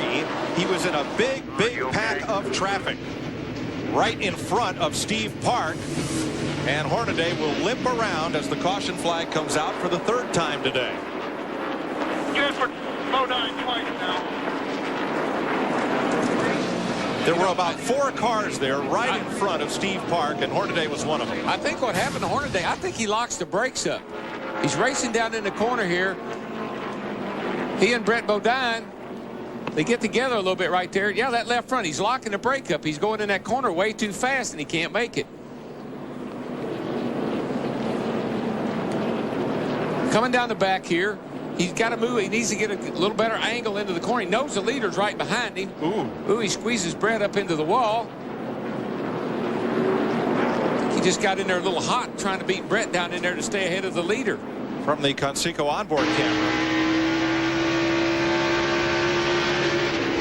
You know, Darrell, where he got into him there, I think he's back there on that right rear. Ron never saw him up there, I don't think. I think there was a blind spot there, and he thought he was trying to beat him down the corner. Leader was right behind him, knew he had to get going. And Bodine was lucky to get clear of that. Oh, yeah. Lots of damage to that car. Pit road is busy again. All the leaders to pit road, 4 tires. Third caution of the day, lap 115.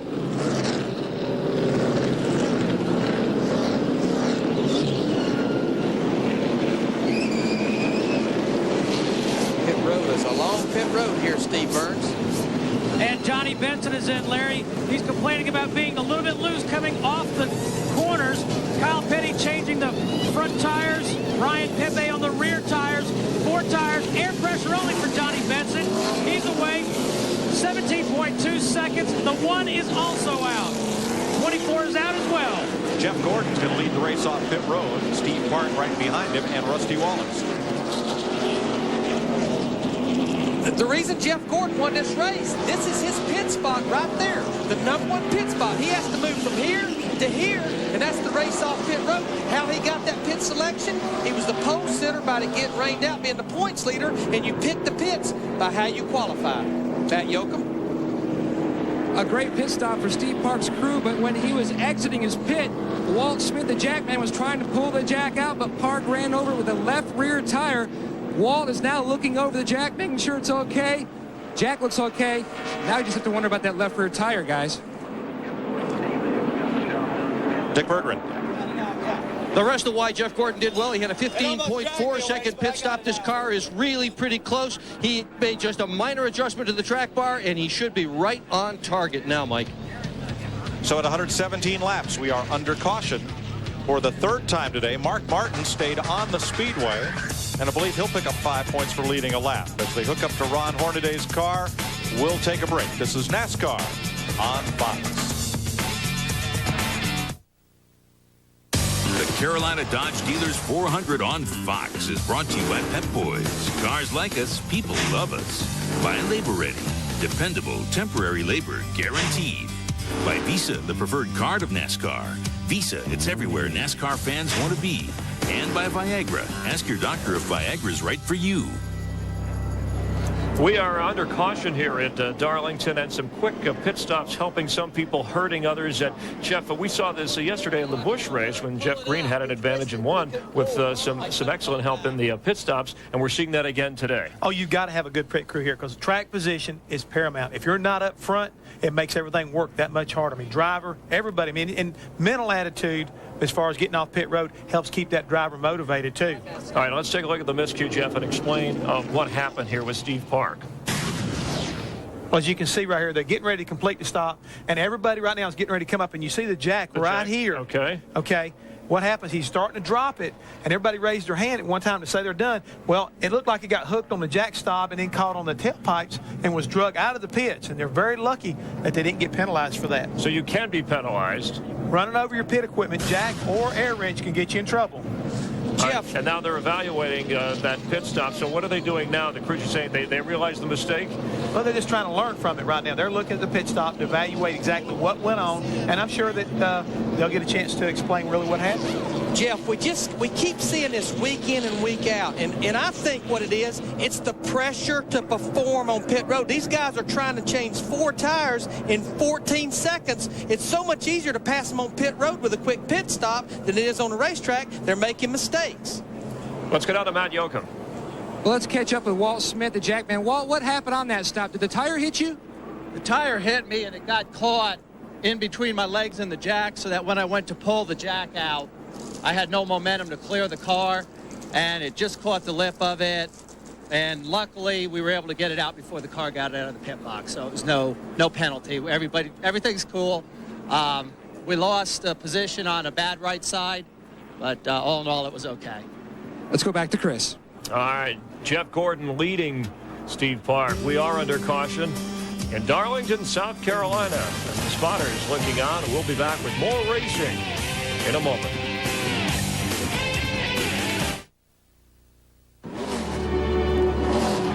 Somewhere up there, up in Dale's. You got it, Mikey. You got it, man. You got it. Come on,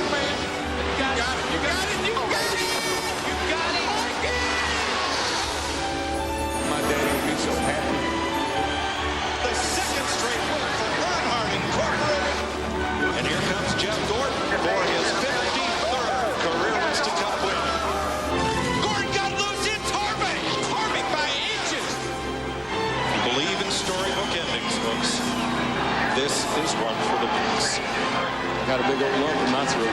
What could be more fitting? What could be more special? This season has run the gamut of human emotion. Tragedy, triumphs, emotion, excitement. And we're only 5 races in. Been rainy days, sunny days, cold days, foggy days. Saw Old Chocolate last week. I know it had to be really special for those guys to pull off another win.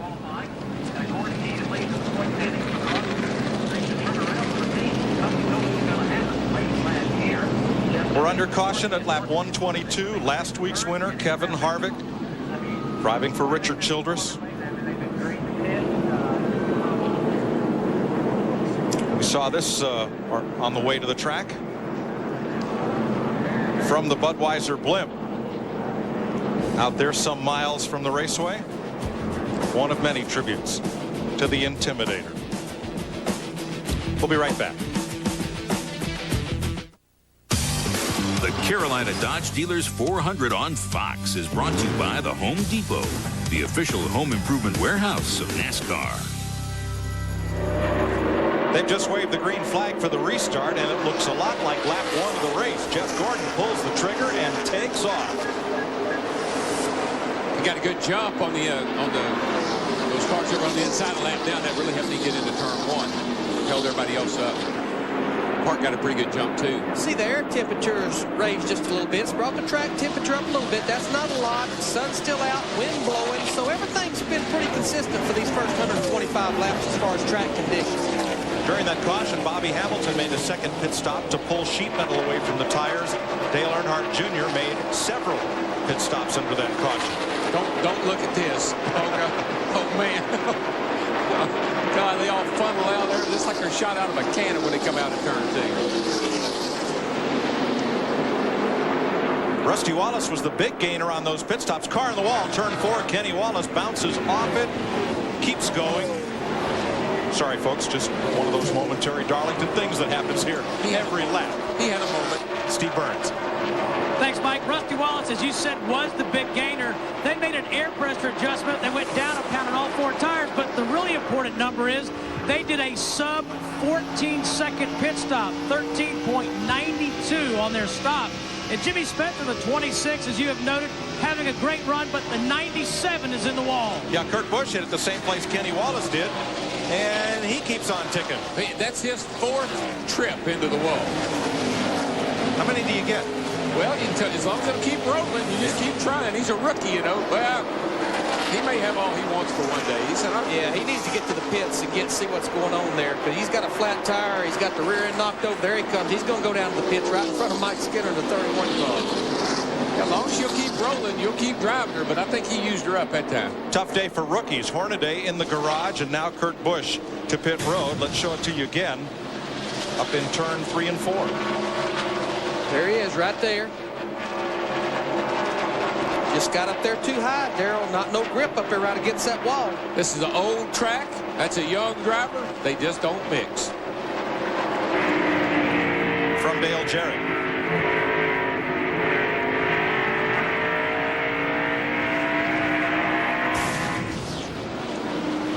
That's a whole Darlington suit, not just the stripe. Jeannie?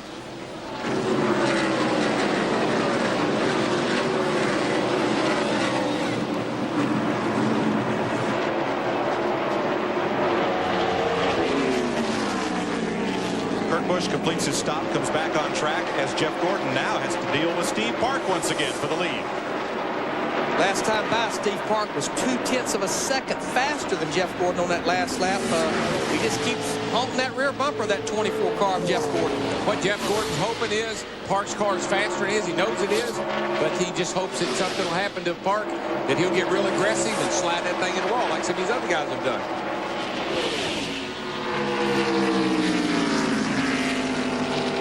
Darrell, now if you're Steve Park, you want that lead back, or are you content to run with Gordon for a while? I believe, you know, Park's a racer. He wants to lead. He wants to get up there. And I believe Jeff will let him go as soon as Park gets enough pressure on him. Gordon, fastest car on the racetrack. Then Park, then Jeff Burton, then Ricky Rudd.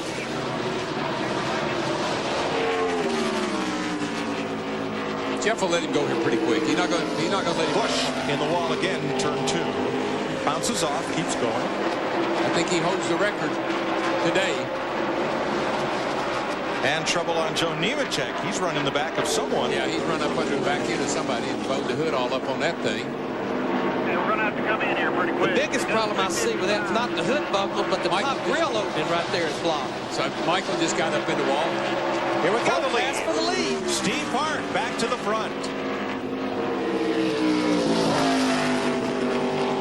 He can put the crossover move on him right there, but he really doesn't want to right now. He just wants to get Park out behind him. He'll follow Park now. Park's faster than he is. He'll race him when it counts. He wouldn't let him do that if there were 10 to go. You know, we see a lot of cars getting into the wall, and I know we say they're getting up in there where there's no grip. I just wonder if there might be something on the racetrack. We've got about 3 cars. The caution is out. There ain't nothing on the racetrack. That's the problem. There ain't nothing on the racetrack. There's no grip. There's no nothing. Dick Berger, what is going on? A lot of the guys are having trouble with tires. Here's what's happening. These little granules are coming off, and as we listen to the radios, what we're hearing is that these granules are beginning to fill some of the radiators. This is what we're getting, running some of the cars hot. Well, we talked about that yesterday, how you have to run a shaker screen in behind the radiator here to keep all that debris and rubber. But you see all that stuff right there? That's when you get that on your tires, you get up high, you're going to hit the fence. There is a report of oil in turn 2 and turn 4. See all that stuff out there? That's rubber. Buddy, you get any of that, if you pick that up on your tires, it's like having 4 flat tires. Let's see if we can see what happened off turn 4 here. He's in the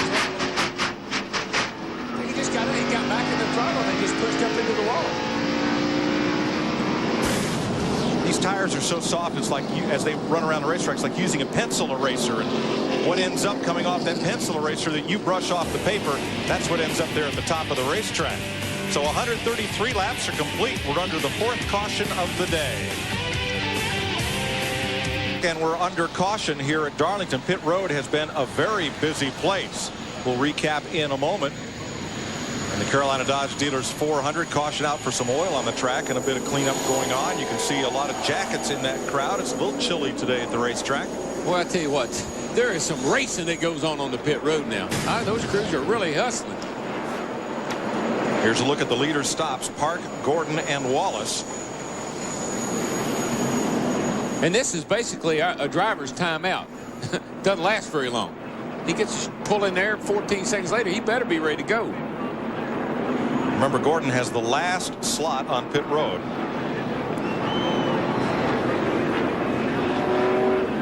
Ten laps, 4 tires. Steve Park in that same grouping. They're in their box. It's a good thing for Gordon is he doesn't have 4 to go to get across the line. Steve Park's been beating him out of the pit.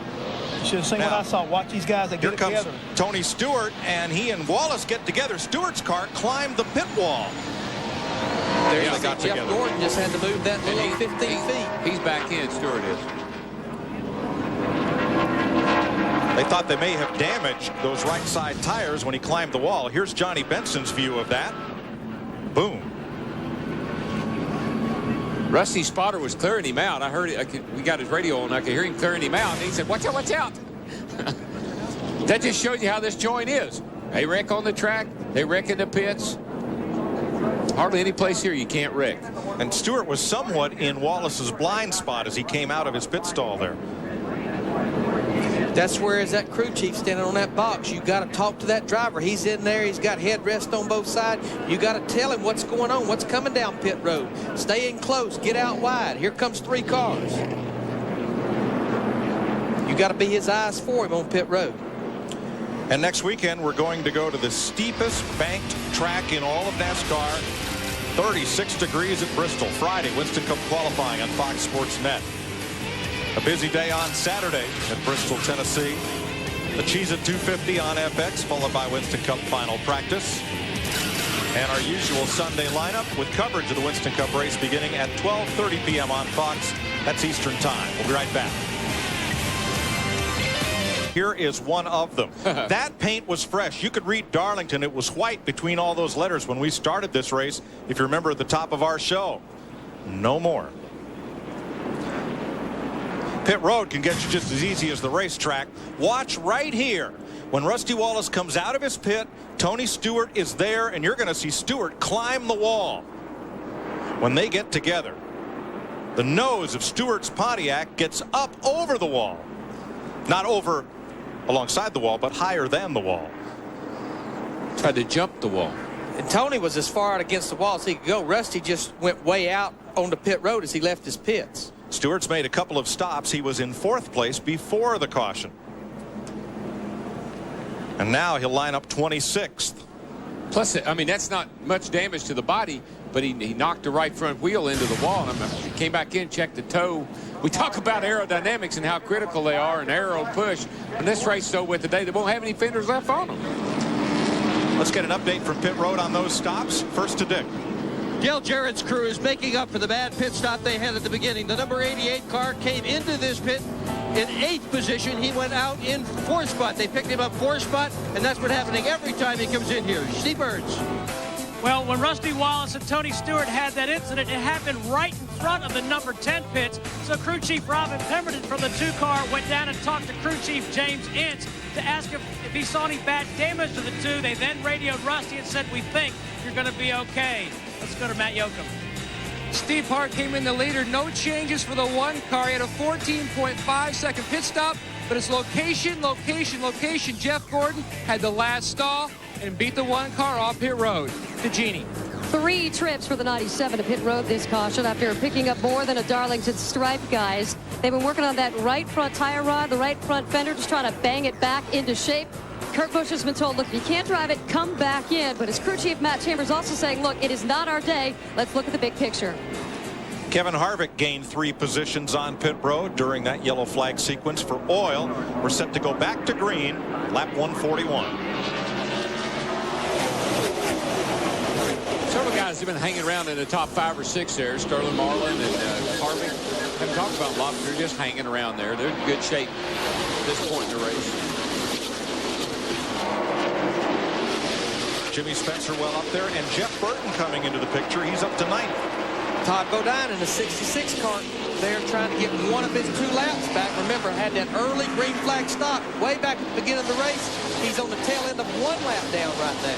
Yeah, and this is the best opportunity he got, because this one everybody's racing real hard. Somebody slides in the wall and get a quick caution. This time, the first 15 or so cars get single file. A lot of double file racing behind them, though. There's that second pack, led by Bobby Labonte.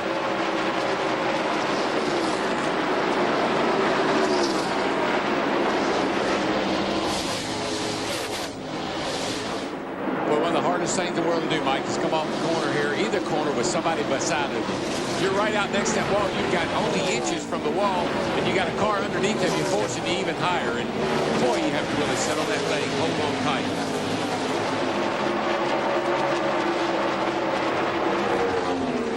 Jimmy Wallace. Burton inside of Kevin Harvick, who had a difficult exit off turn 2. Got that turn to lose that. 43 car, John Andretti. One of the 3 petty cars. We have not got to talk about these cars a lot. Here he's in the battle for 10th position. Started back in 34th. Been steadily going forward all day. Probably one of the best runs one of the petty cars has had this year. And there he makes the pass on Kevin Harvick. Bobby Labonte in the 18 car going to get some too. Yeah, you see him go all the way down on the apron. All 4 wheels on the apron enter turn 1. And you can get away with that here.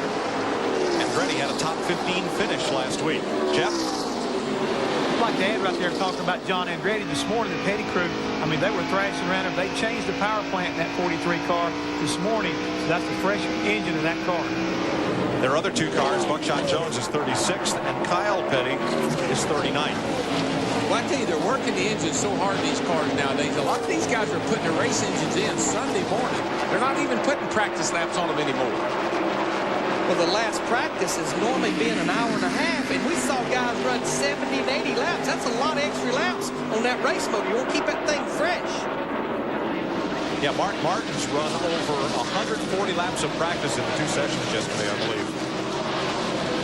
Dale Jarrett, the 88 car right there. He's done moved by Sterling Marlin for 3rd position. We got to go all the way back to lap 46. 100 laps ago, these guys was all the way back to 30 or something. Had to come back in the pits with that missed lug nut.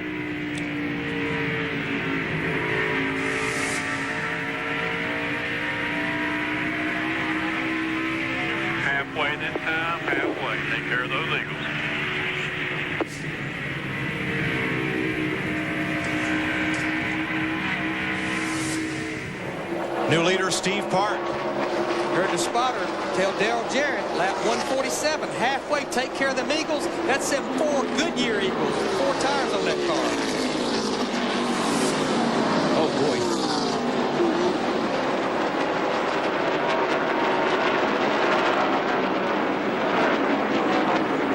Jeff Gordon, he's being smart right here. He can keep that leader in sight. Here we go through turn 3 and 4. Steve Park pulls to the inside. Best place to let that leader by there on the straightaway. That way neither car loses a bunch of time. Park's just getting such a super run off of both corners. I mean, he just drives off and leaves everybody when he exits a corner. Really able to put the power down. Watch him drop down under that 66 car and just go right on by him. Nose down underneath. Todd probably not going to give up real easy. But I think you hit the nail on the head, Darryl, where Steve Park is so strong, you normally don't get off the corner that good low. His car, he can stay in that throttle off that corner on the low side. Yeah, you can see him just open up. Just see that big gap open up as he comes off the corner. Matt? Mike, Stevie Reeves working the aisle pretty hard up there. They made a deal with the 66 car, Todd Ledine, that if Todd would let them by because they felt like they had a better race car, if the caution comes out, he will check up and let the 66 go back by to get his lap back. Todd, they made too many deals because about 4 or 5 of them got by.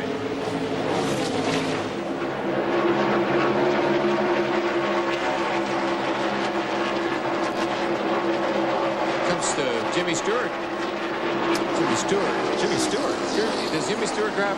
No, Jimmy Spencer. Spencer up to 6th. You see the serial scoring, been as high as 5th place. After starting 23rd, he's one of those 6 drivers that also raced yesterday. Of all the people to call Jimmy Stewart, I mean, we know Jimmy Spencer ain't no Jimmy Stewart. Jeremy Mayfield up to 8th. Remember, he started back in 37th position.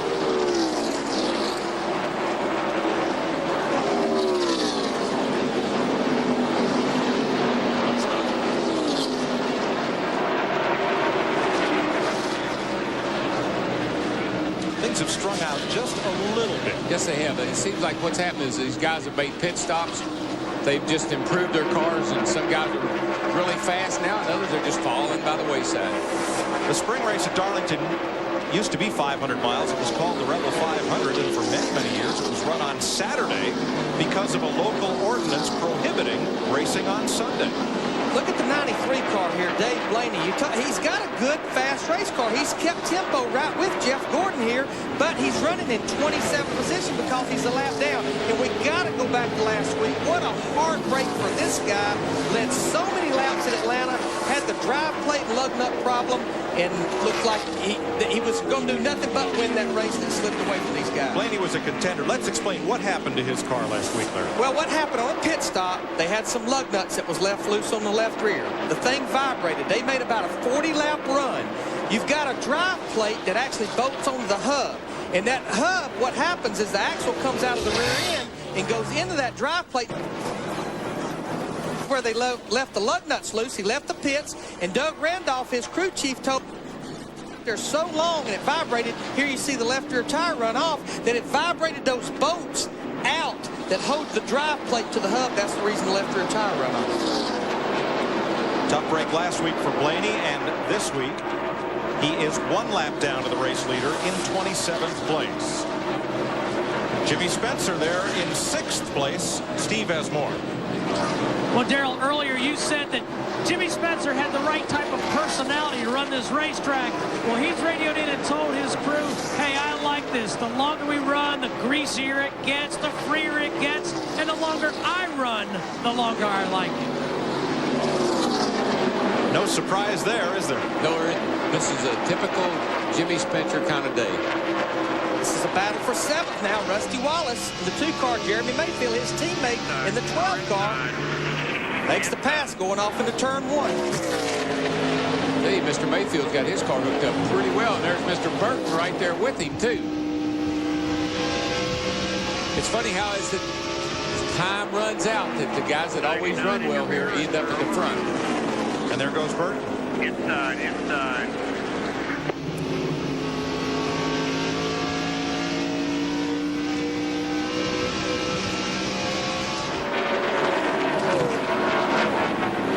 to wonder if Rusty Wallace's car was damaged when he and Tony Stewart got together on pit road.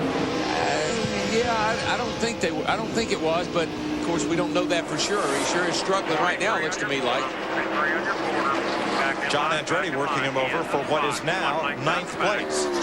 Because Rusty was holding his own pretty well. If he'd had a problem, it seemed like we'd have known it right away. I just think his car's getting off a little bit. He restarted 5th and is now back to 9th.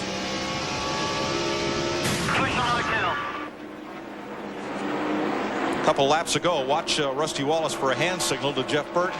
Oh, yeah. Come on by, buddy. Come on by. Inside. Come on. Take it. I'm going to back off early. I'm going to let you down in there. Go. That's two smart race car drivers here, and he loses another position.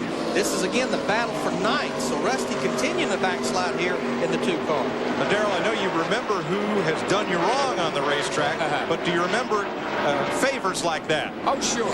Now, we were talking about earlier, making deals. Let me lead a lap. I'll let you lead a lap. That goes on all day. In just different places on the racetrack. Let me in front of you and let me lead a while. See if we're not faster that way. Steve Park in front now by 1.3 seconds to Jeff Gordon. It's another second back to Dale Jarrett. Then Sterling Marlin, Johnny Benson, and Jimmy Spencer. You're watching the Carolina Dodge Dealers 400 on Fox.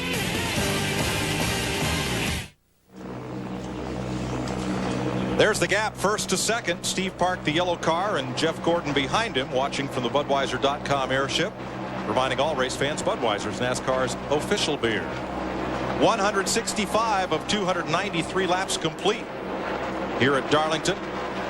There's the lead battle, and Steve Park first in this race and first among our Coke family of drivers. 4 of those drivers in the top 10 at this point in the race. I believe Gordon, I really believe he's just sitting there watching the car. You're not going to let him get too far away. So, you know, still a long way to go in this race. Don't want to make any mistakes. Don't want to beat yourself. It's kind of what he's thinking right now.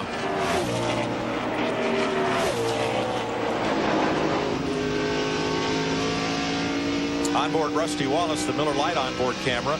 Let's pick up a discussion we heard a minute ago between he and his crew chief, Dale Jarrett, up the track, and Sterling Marlin takes over 3rd place.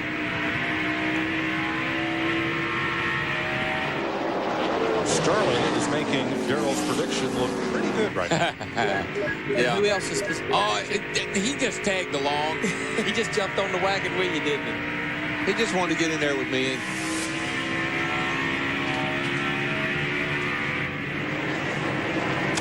Back on Rusty Wallace, who is now the 10th place car. Here's what we heard a moment ago between he and Robin Pemberton, the crew chief.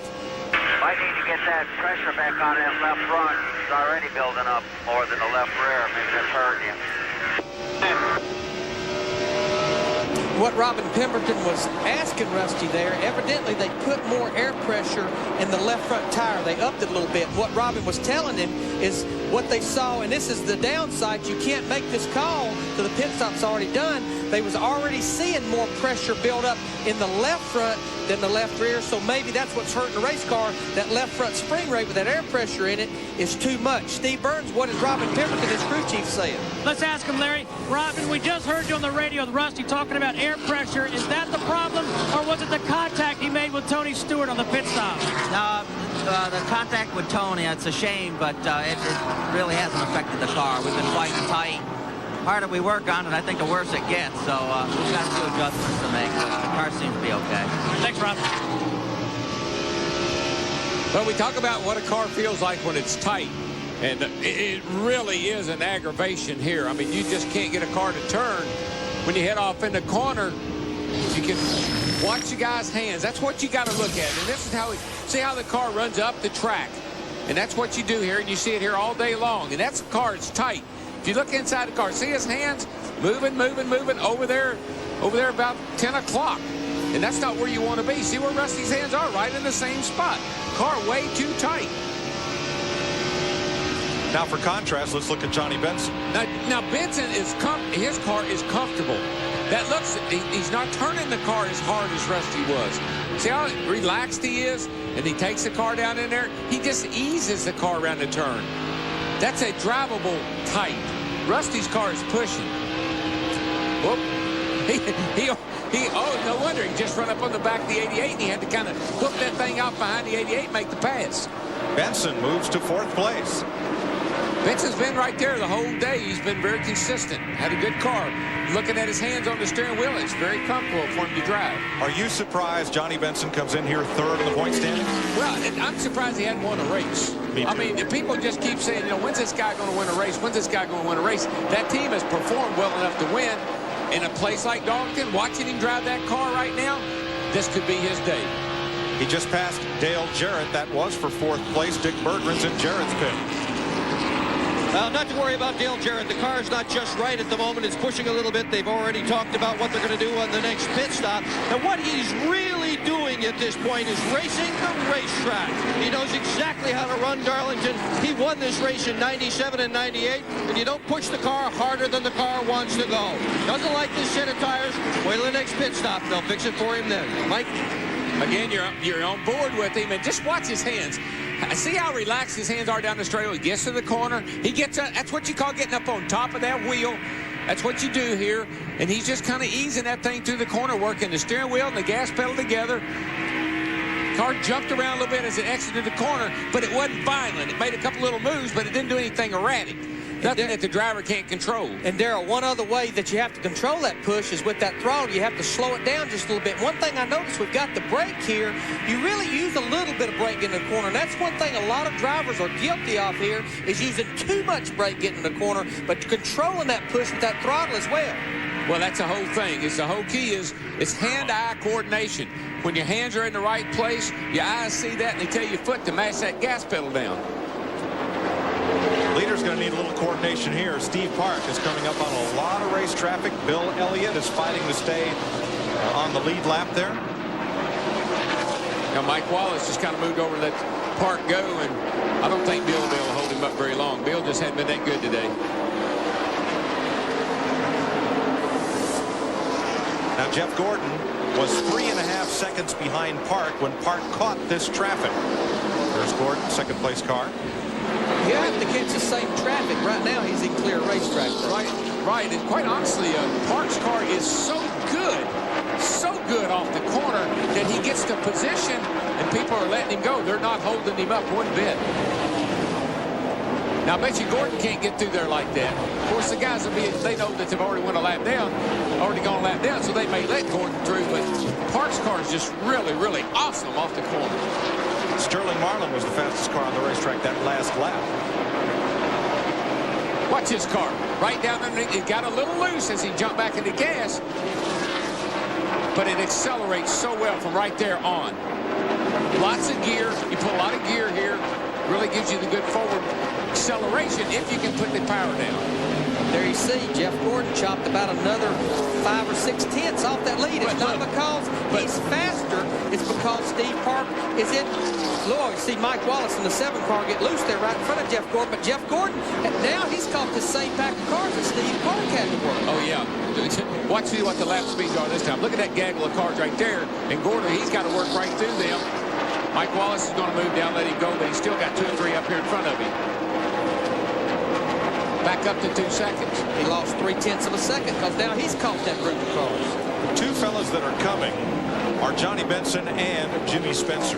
Spencer's been one of the quickest cars here, and Jeremy Mayfield is the fastest on that lap. And they'll be able to catch up to Gordon, but Park's already cleared the heavy traffic. He's back in clear sailing now, so they may be able to catch up with Gordon, but they'll never catch Park. Spencer now 5th. He passed Dale Jarrett. Lap and a half ago.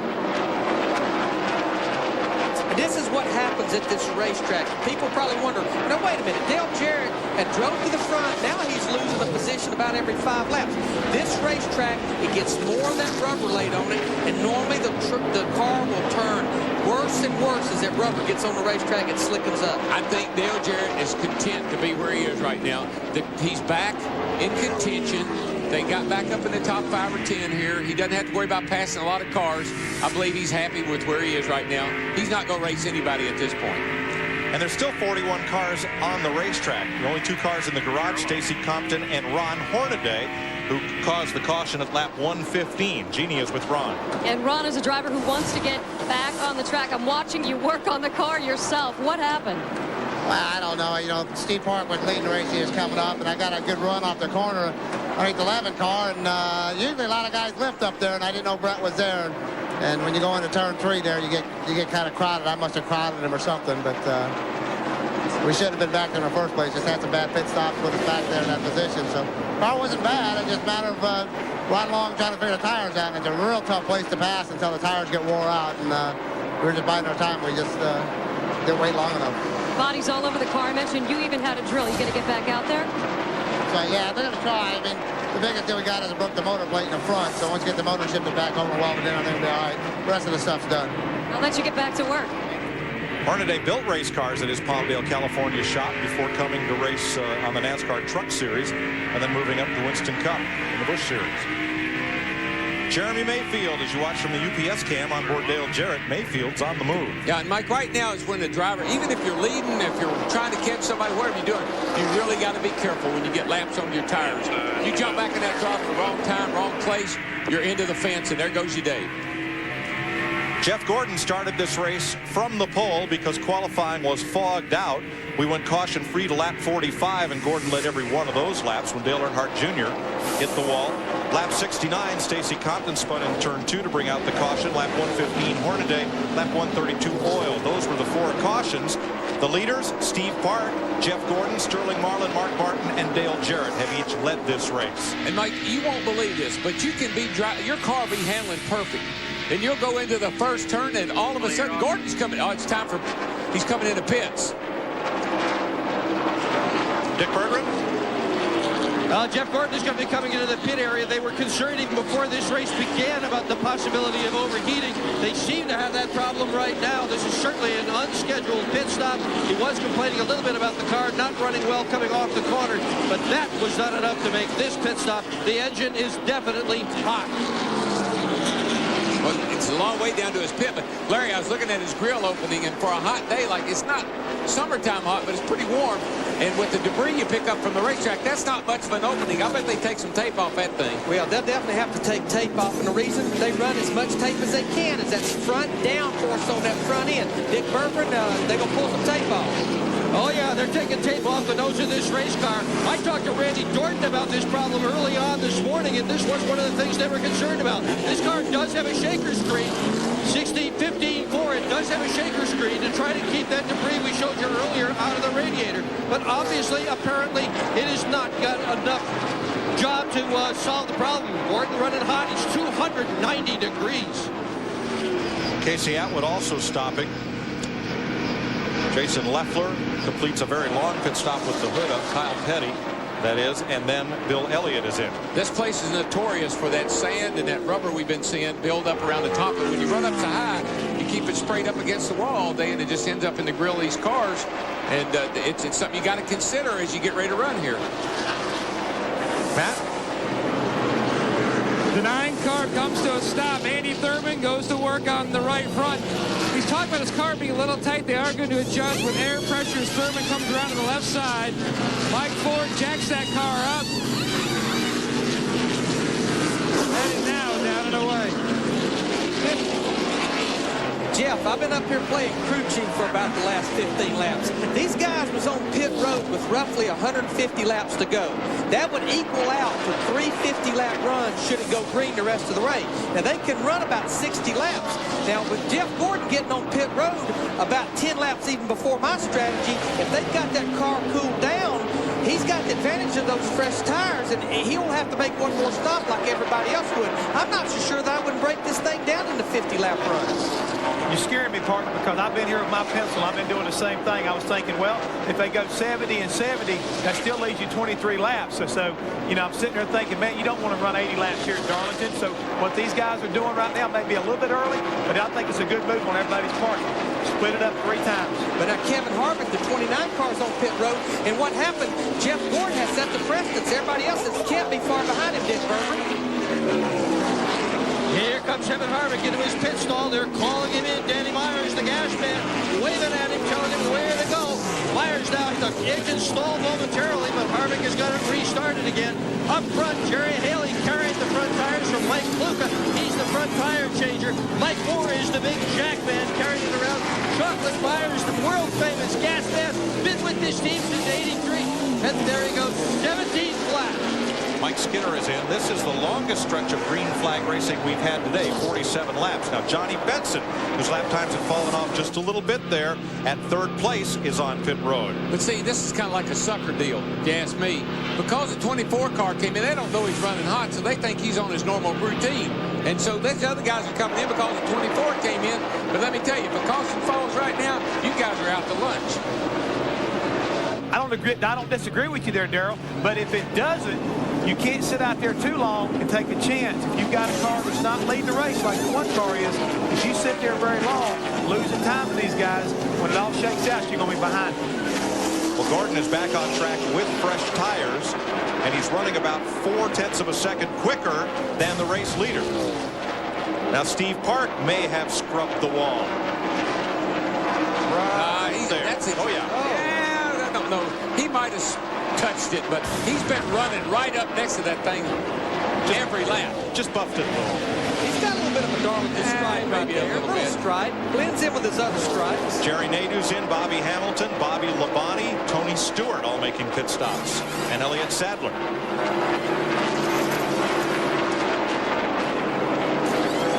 Tony Stewart, of course, had that trouble on pit road a while ago. Had to come back in. He's in for his pit stop as well.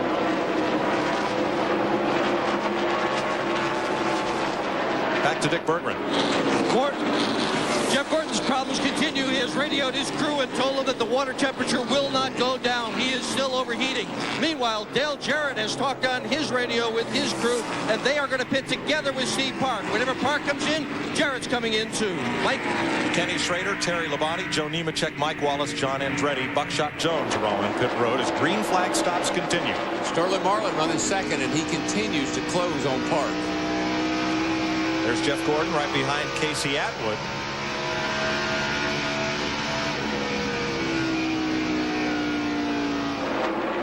Andretti's stop. Fairly Rusty. routine. Rusty's coming down. Mayfield's also in, and so is Ward Burton. Jeannie? Well, guys, how do you go from 37th to 4th? That's what Jeremy Mayfield is proving here today. No excuses, no regrets. Just get it done is what they've written on the board here in their pit stop. Just 4 tires is what he's going to take and some gas. They're very pleased with the car, and they've been pleased with the pit stops all day as well. Steve. Rusty Wallace is in. They're going to raise the track bar. Billy Wilburn on the front tires. Robbie Fuller on the rear. Rob Jones is the jack man. Doug Ingold is the gas man. Left side tires coming off.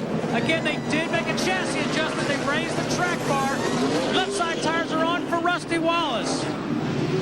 Jeff Burton is in, and Robbie Gordon almost missed the entrance to pit road. He did get in safely, so did Matt Kenseth. Burton down and away. Green flag stops at lap 196, just about 100 laps to run, and here comes Dale Jarrett onto pit road, and Jeff Gordon coming back into the pits right behind him.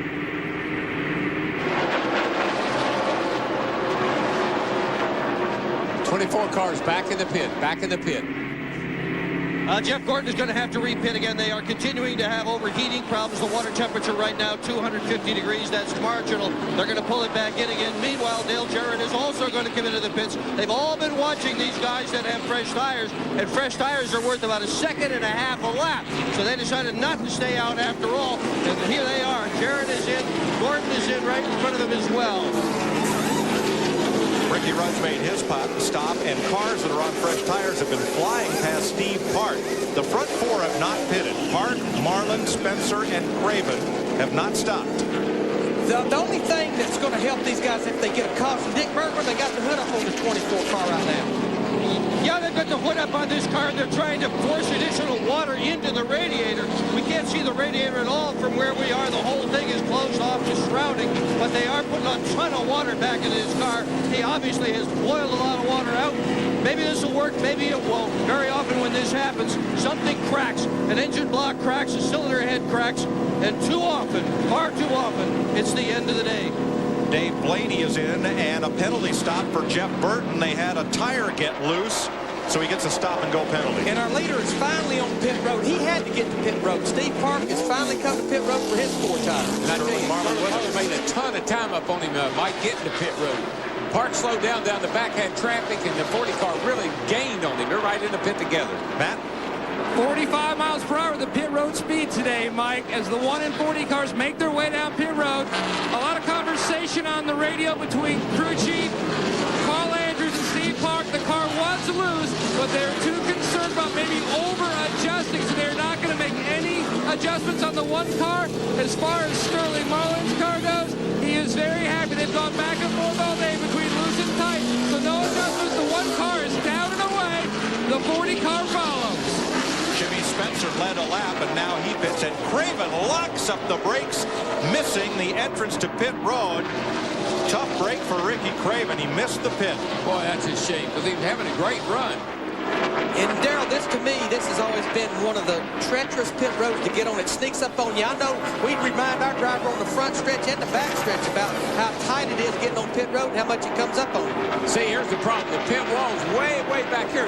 You come down off the racetrack, and before you know it, you're at the end of pit road. The pit road's all the way back in the middle of the corner over here. You can't get turned down in there quick enough. You have to miss that thing, and round you go again. So Craven will be the last driver to come in. Here he's trying to get in. And it's all dirty down in here, too. It's sand, dirt, rubber. He just can't get it turned down. All that's turning is sand and dirt down in there. Locks up the brakes, but he's slid too far. Has to go all the way around. Here is why Jeff Burton was penalized. Watch that tire that was bounced to the wall come bouncing back out across pit lane. Boy, Larry, somebody didn't grab that thing like they were supposed to. Jeff Gordon is back in for a third time. Yeah, I believe he's cooked. Dick? Well, this is a pressure tank. This tank contains water, and they're putting more air pressure in it. What they're going to try to do is drive the water through this hose right here into Gordon's radiator. They didn't get enough water in it last time, or at least so they think. So this is going to be the strategy, try to just force more water into that radiator to try and cool this overheating engine off. They're also tearing away virtually all the tape that remained in the front of the grill. Gordon with a continuing overheating problem today. He has been the car to beat early on, but not anymore. Day is not going to result in victory lane for Jeff Gordon. Who comes out on top of the pit sequence? Johnny Benson. ASA champ, NASCAR Busch Series champ, Rookie of the Year in both those divisions. And here he is out front. Now Steve Park is 5 seconds behind Benson. Then Sterling Marlin, Jeremy Mayfield, and Jimmy Spencer. I tell you, looking at the lap time, Steve Park is he's running an incredible pace, about a 30-second lap, whereas the leader Benson's running 30.7. So that's 7/10 a lap. Benson the leader. Park and Marlin trying to run him down. 204 laps go up on the board at Darlington. Welcome back. The Carolina Dodge Dealers 400. Don't forget weeknights. You'll be totally entertained with Steve Burns and Totally NASCAR on Fox Sports Net. Under 90 laps to go, and Johnny Benson, your leader, had never led at Darlington in 10 previous races here.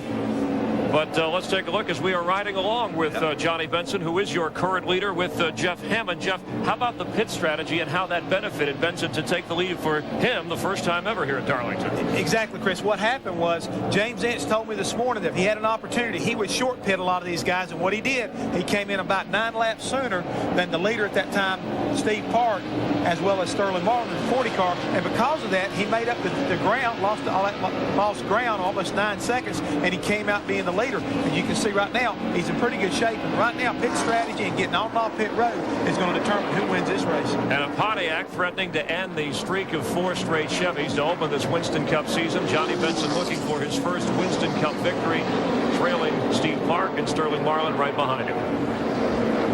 If he gets it, he'd be the 4th driver in the last 6 races to be a first-time winner. And I like their strategy. They pitted with 103 laps to go. They know everybody's got to pit one more time. They'll run about 50 or 51 laps. He'll be back on pit road for 4 tires. And I like that strategy. The thing that would burn you is cautions. Like Jeff Gordon, you see fluid coming out the back of the car. That's out the overflow. I'm sure that's water. The overflow hose from the radiator goes out the right rear. Jeff Gordon talked about temperature. Yeah, I'd say his day's about over with. Yeah, he's got a busted cylinder head, and they can put water in it all they want to, but it's not going to stay in it now. They got it too hot. It's cracked the head and got water running down in the engine, so he can't last long. They could catch a caution, come in and put some silicone in it, and might get it sealed up, but that'd be the only way. He could lose 3 positions in the standings. Remember, he came in here the point leader. He's back on pit road again. They make a chemical called sodium silicate that if you could get a jar of that in the motor, it could seal up the crack if it's just a crack. 45 miles an hour while these guys are out there running 140, 150 miles an hour. Oh, he's just in it now for the, trying to get a finish and not lose any points, the least amount of points he can. Meanwhile, back in the parity positions, Pontiac, Chevrolet, Dodge in the first 3 spots. And they're all running practically the same speed as far as that goes. What I like about Benson right now is it puts pressure on someone like Park, who knows he has a fast car, who has dominated this race, but he knows he's got time. He doesn't have a lot of time. He's got to catch that 10 car, and he can't waste any time doing it. And to add to the parity, we got Jimmy Spencer in a Ford who's in 4th. So we got all 4 mates 1 through 4. Benson came into the pits 5 laps behind. After pit stops, was 4 seconds ahead. He pitted 9 laps before the leader, so he picked up a second a lap, and that got him the lead. Yeah, we're hearing in a 60-lap run, Goodyear's even saying, we give up about a second and a half in 60 laps. That's how much the tire gives up. And that's about half of what normally lose about 3 seconds here in a run. So they have definitely come with a much better, more durable tire. Jimmy Spencer, fastest on the racetrack right now, the 4th place car. And it bears repeating again, he and Steve Park both competed in yesterday's 200-mile Busch Series. Yeah, and he's closed the gap down some on Sterling Marlin. He's catching him. Dale Jarrett's hanging right behind Jimmy, as you can see there in the picture. And Sterling's not too far ahead, so they're putting the hammers down, boy. And if you think Jimmy Spencer's thrilling here, wait till we get to Bristol, Tennessee next week with Jimmy Spencer. There's nothing more exciting. He lets the rough side drag. Trouble for Buckshot Jones, reporting no oil pressure in his Petty Dodge as he coasts to pit road. Well, John Andretti, the other Petty car's having a pretty good go of it today. That's just a piece of tape. It's just a piece of tape off of a grill there. Brett Bodine and Todd Bodine also in the pits. That could be the end of the day for Buckshot.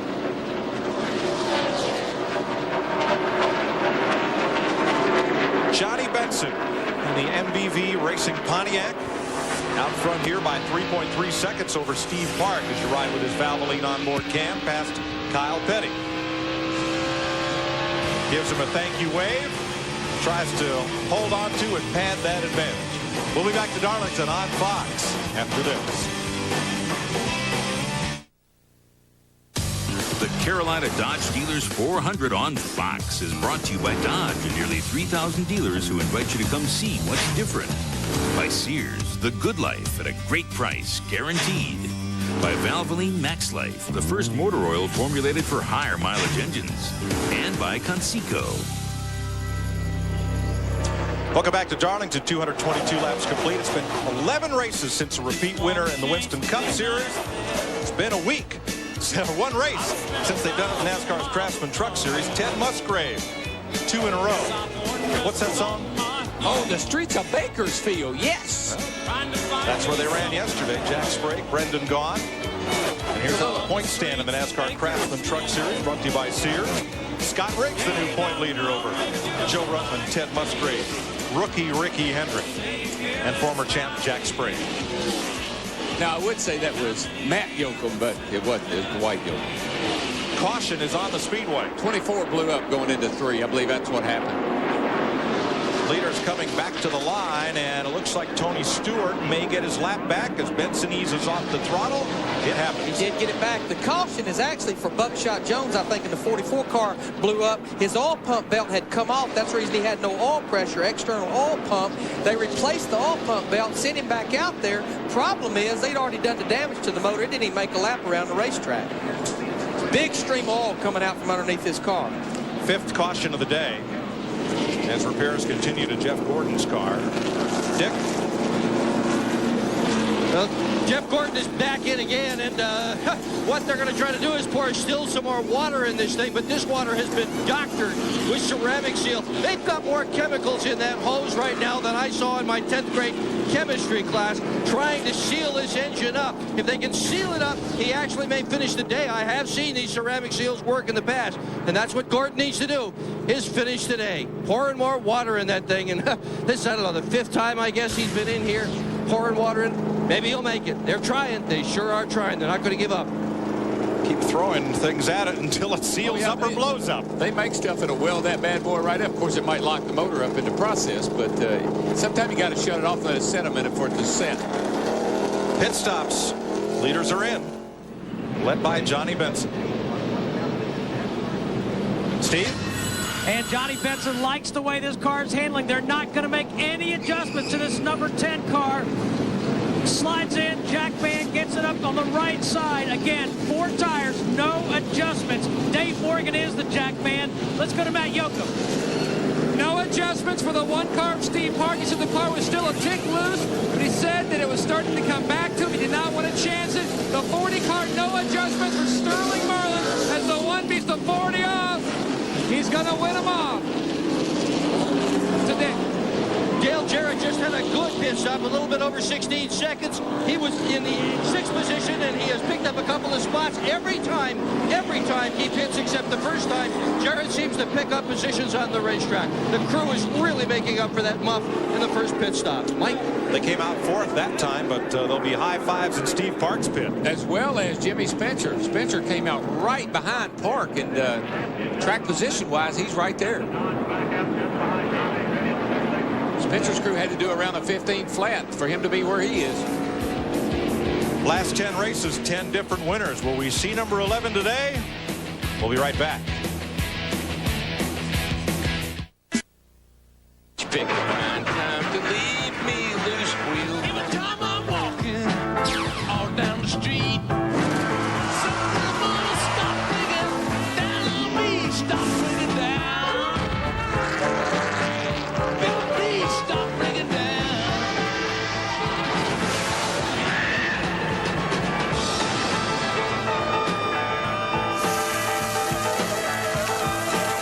That sizzling sound might be Jeff Gordon's engine going up, or it might be the man with the hot hand right now, Jimmy Spencer. I smell T-R-O-U-B-L-E. Mercy, look what just walked in the door. The 26 car. Yes, sir. Knocking. 2nd place behind Steve Park after pit stops. Johnny Benson was the leader coming in, but had a 23-second stop. What happened, Steve? Mike, we were looking right at it. The rear tire changer, Ryan Pepe, did not get one of the lug nuts tight on the right rear tire. The NASCAR official in this pit was looking right at it. They made him come back around and tighten it up. He lost 7 positions. On pit road, it's a game of making the least mistakes. Yes, it is. Don't beat yourself. There's the stop. It was on the right rear. See the NASCAR official there. He's pointing to it right there. He never got it on. He just stuck it up there and didn't get it on. And he knows he got to come back out with it. He corrected the problem in his pit box. No penalty.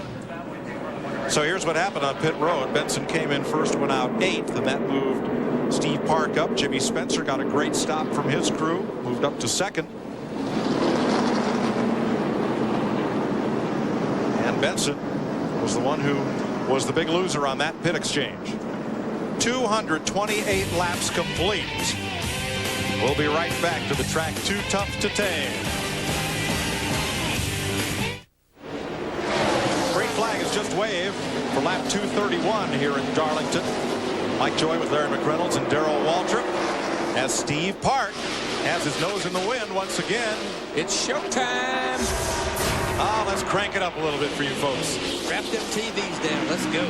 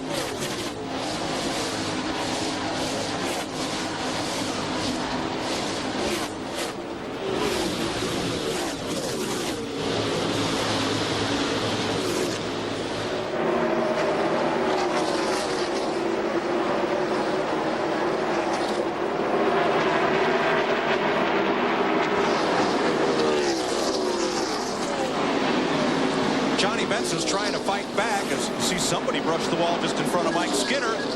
Benson was alongside Skinner, but could not complete the pass. That was Ricky Craven in the 32 car right there, the orange car they're coming up on right there. He's the one that brushed the wall right in front of these guys. There you see Benson pulling beneath him there, Dave Blaney in the 93 car as well. There goes Ward Burton in the 22. Yeah, he did some damage to the 32 car when he got up in the fence down here. He's having to let everybody go by. But Benson's pit crew put him in a hole he may not be able to climb out of in the laps remaining. No, it'd be pretty difficult to. He's got some mighty good cars ahead of him and not a lot of time to work them over.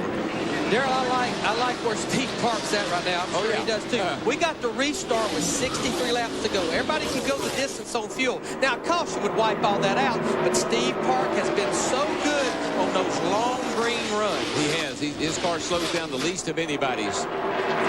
Jarrett and Spencer. Well, I've thought all along that DJ could just be kind of riding along there. He's been the top 5 or 6. He hadn't really shown his hand. Didn't get that good bite off the bottom of the corner like Steve Park. That cost him a race last week when he couldn't get by Nadu and get in clean air. That cost him a race last week.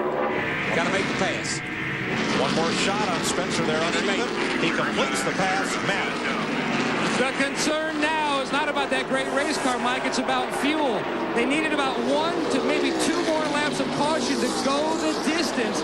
I asked Kevin Mannion right after that stop. I said, "You look a little concerned. What's the matter?" He goes, "Have you ever run out of gas going down the interstate?" We're very, very close to Steve. Matt, Jimmy Spencer's problem is the cars in front of him are making him push. He needs to have some clean air in front of him. When those cars are right in front of him, he cannot make that car turn. Let's go to Dick Berggren. Just before the green flag came out, Dale Jarrett asked his crew chief, Todd Parrott, how are we on gas? Parrott said, "You're good to go." They think they can make it all the way. We'll see. Johnny Benson got past Mike Skinner, moves Benson up to 7th. Tell you one thing, Dale Jarrett is fast.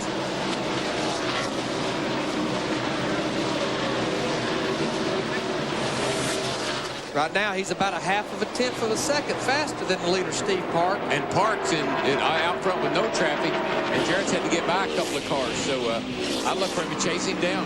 Larry, it looks to me like he's got that thing in the wind.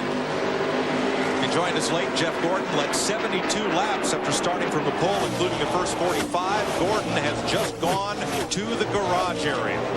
Overheating has put the point leader out of today's race.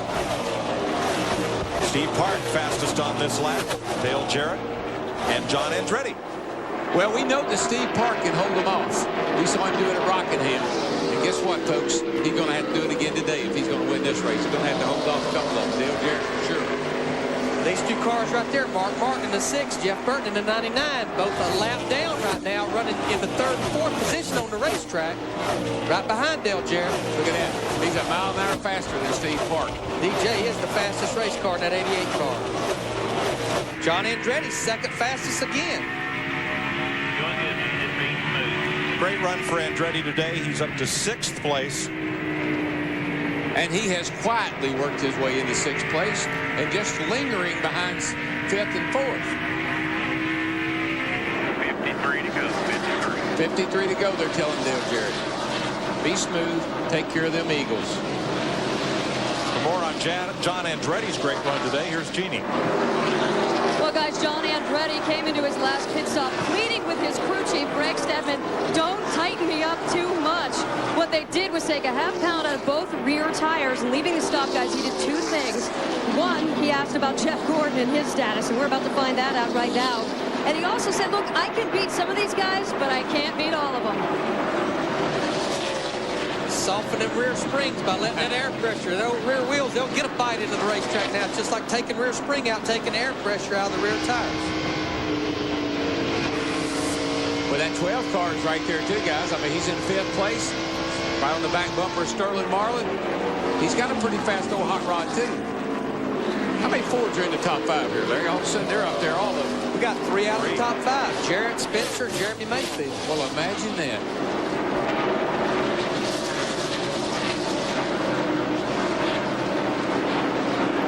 Next weekend, we go to the steeply banked 5/8 mile oval at Bristol, Tennessee.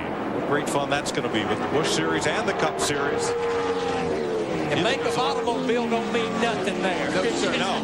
Got to get them chassis going around that 5/8 mile high bank track. They just jump sideways, they hit the wall, they slam into each other, they knock fenders off, bumpers off, and you can still win the race with a car like that. 50 to go here. Jeff Gordon in the garage. Jeannie's with him.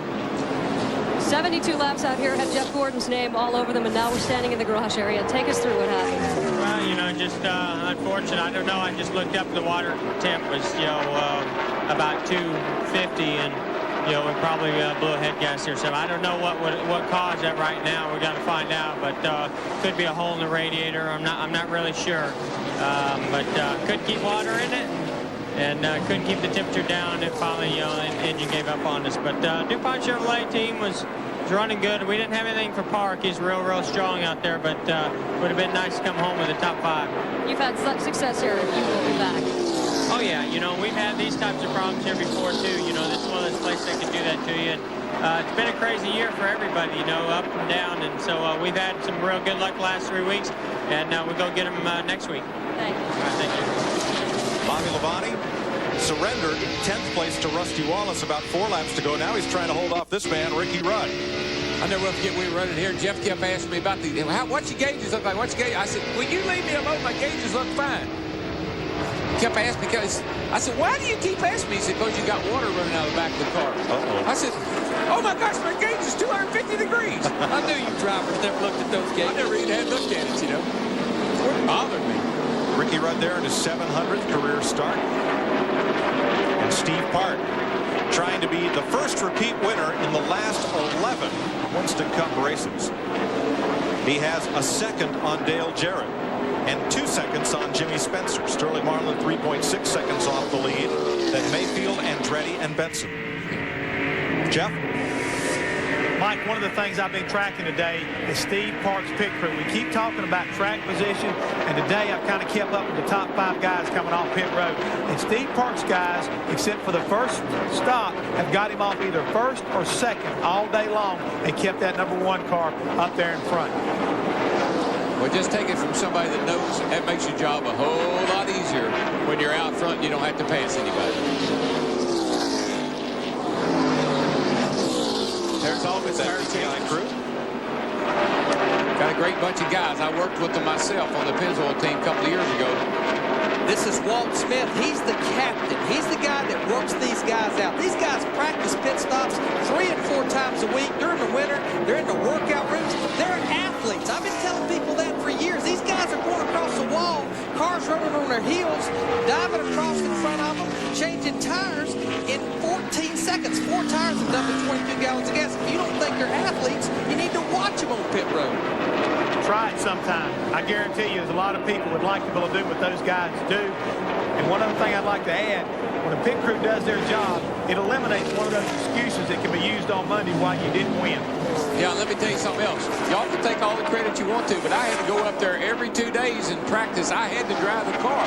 They made the driver that was going to, whoever they're working with, they want him driving the pit crew car when they do their practice so they get used to how he comes in, how he comes out, what kind of habits he may have. So everybody has to get involved to make it happen. Darrell, best battle on the racetrack right now, Kenny Schrader and Robert Presley. This is for 15. We've got some pretty good little races going on all over the place. They're just strung out everywhere. These guys been trying to hang on that lead lap all day long. Back there battling right in this area most of the day. But just to give you an idea, the fastest car just ran a 30 seconds, 0.7 around the racetrack. And the guy that's running in 36th position, Dale Jr., just ran a 31.6. Just not even a second difference in the lap times. 42 laps to go. Kenny Wallace moving past Dale Earnhardt Jr. Here's Ward Burton pulling up on Mike Skinner. And Rusty Wallace is in this. This is the race for 8th place. And Mike Skinner, the 31 car. We worked on this racetrack. We just couldn't figure out what we needed to get Mike Skinner around this racetrack. In the Southern 500, back in August, we finally figured out it was a little bit just him adapting and us adapting that race car, and we was running third when the engine let go, and it looks like that he's remembered the things that we learned. Royce McGee, his crew chief, and they've applied it here this race. They short pitted a while ago. That's one thing that got him in the top 10 before that last caution. He's sitting here running in 8th position. From here back to the lead, where Steve Park has stabilized at 1.1 seconds over Dale Jarrett. Matt? The only real problem today for the one team, Mike, is that Paul Andrews has laryngitis, so Kevin Mannion, the car chief, is the spokesperson. Kevin, can you guys go the distance? Yeah, I think so. It's going to be real close. Hopefully it'll be like Rockingham, right out on a victory lap, stick the man. Let's go to Dick Berger. Well, Todd Curtis just told his driver, Dale Jarrett, to take care of his tires. Can you guys pass, or do you need a caution to win this race? It just depends on what them guys are saving right now. The one car's been strong all day long, and we've had a good car. We had a little problem early in the race, but we stayed out of trouble. Good pit stops and a good car got us back up front. We'll just have to see what happens. Are you saving anything? I'm not saving nothing. I hope he's been saving a little bit, but me myself, I haven't saved anything all weekend long. Okay, good luck, Steve. Dick, down here in the 26 pits, talk to some of the guys of the crew. Wayne, Jenks, they say they think they're okay. They can make it the rest of the way with the fuel they have in that number 26 car of Jimmy Spencer. So a few questions on fuel mileage. As Steve Park leads Dale Jarrett now by 1.3 seconds. Here's Mayfield in 5th place. Good run for him today, and desperately needed. Like to see him bring that thing home in the top 5. It'd be good for that team and for him, for Jeremy. Sterling Martin in the 40 car there, running in 4th position right now. Been out hanging out in the top 5 most of the day. Well, right now is when you got to be at your best. Right now is when conditioning, concentration, all those things that you've worked so hard on. And every driver that's running up front right now is the drivers that talked about racing the racetrack. Jeff Burton has gone a lap down. He was running on the lead lap and was a top 10 contender, but they had a loose tire on pit road. A tire get away from the pit box, roll across pit road, and he's going a lap down. Jimmy Spencer, the 3rd place car, 1994 Talladega, his last win, and his best Darlington result, 11th in 22 starts. So this could be the best Darlington day for Spencer. Ricky Rudd gets past Bobby Labonte, and that's an exchange of the 11th place. How Bobby got in front of Ricky earlier was Bobby ran up on some traffic. Ricky got by him. Ricky's 700th start. Only 4 drivers have more. Richard Petty, Dave Marcus, Darrell Waltrip, and Bobby Allison. Bobby Hamilton in the 55 car had run strong in the beginning of the race, really faded about the middle part of the race, and they don't work their way back up to behind Bobby Labonte in 13th position.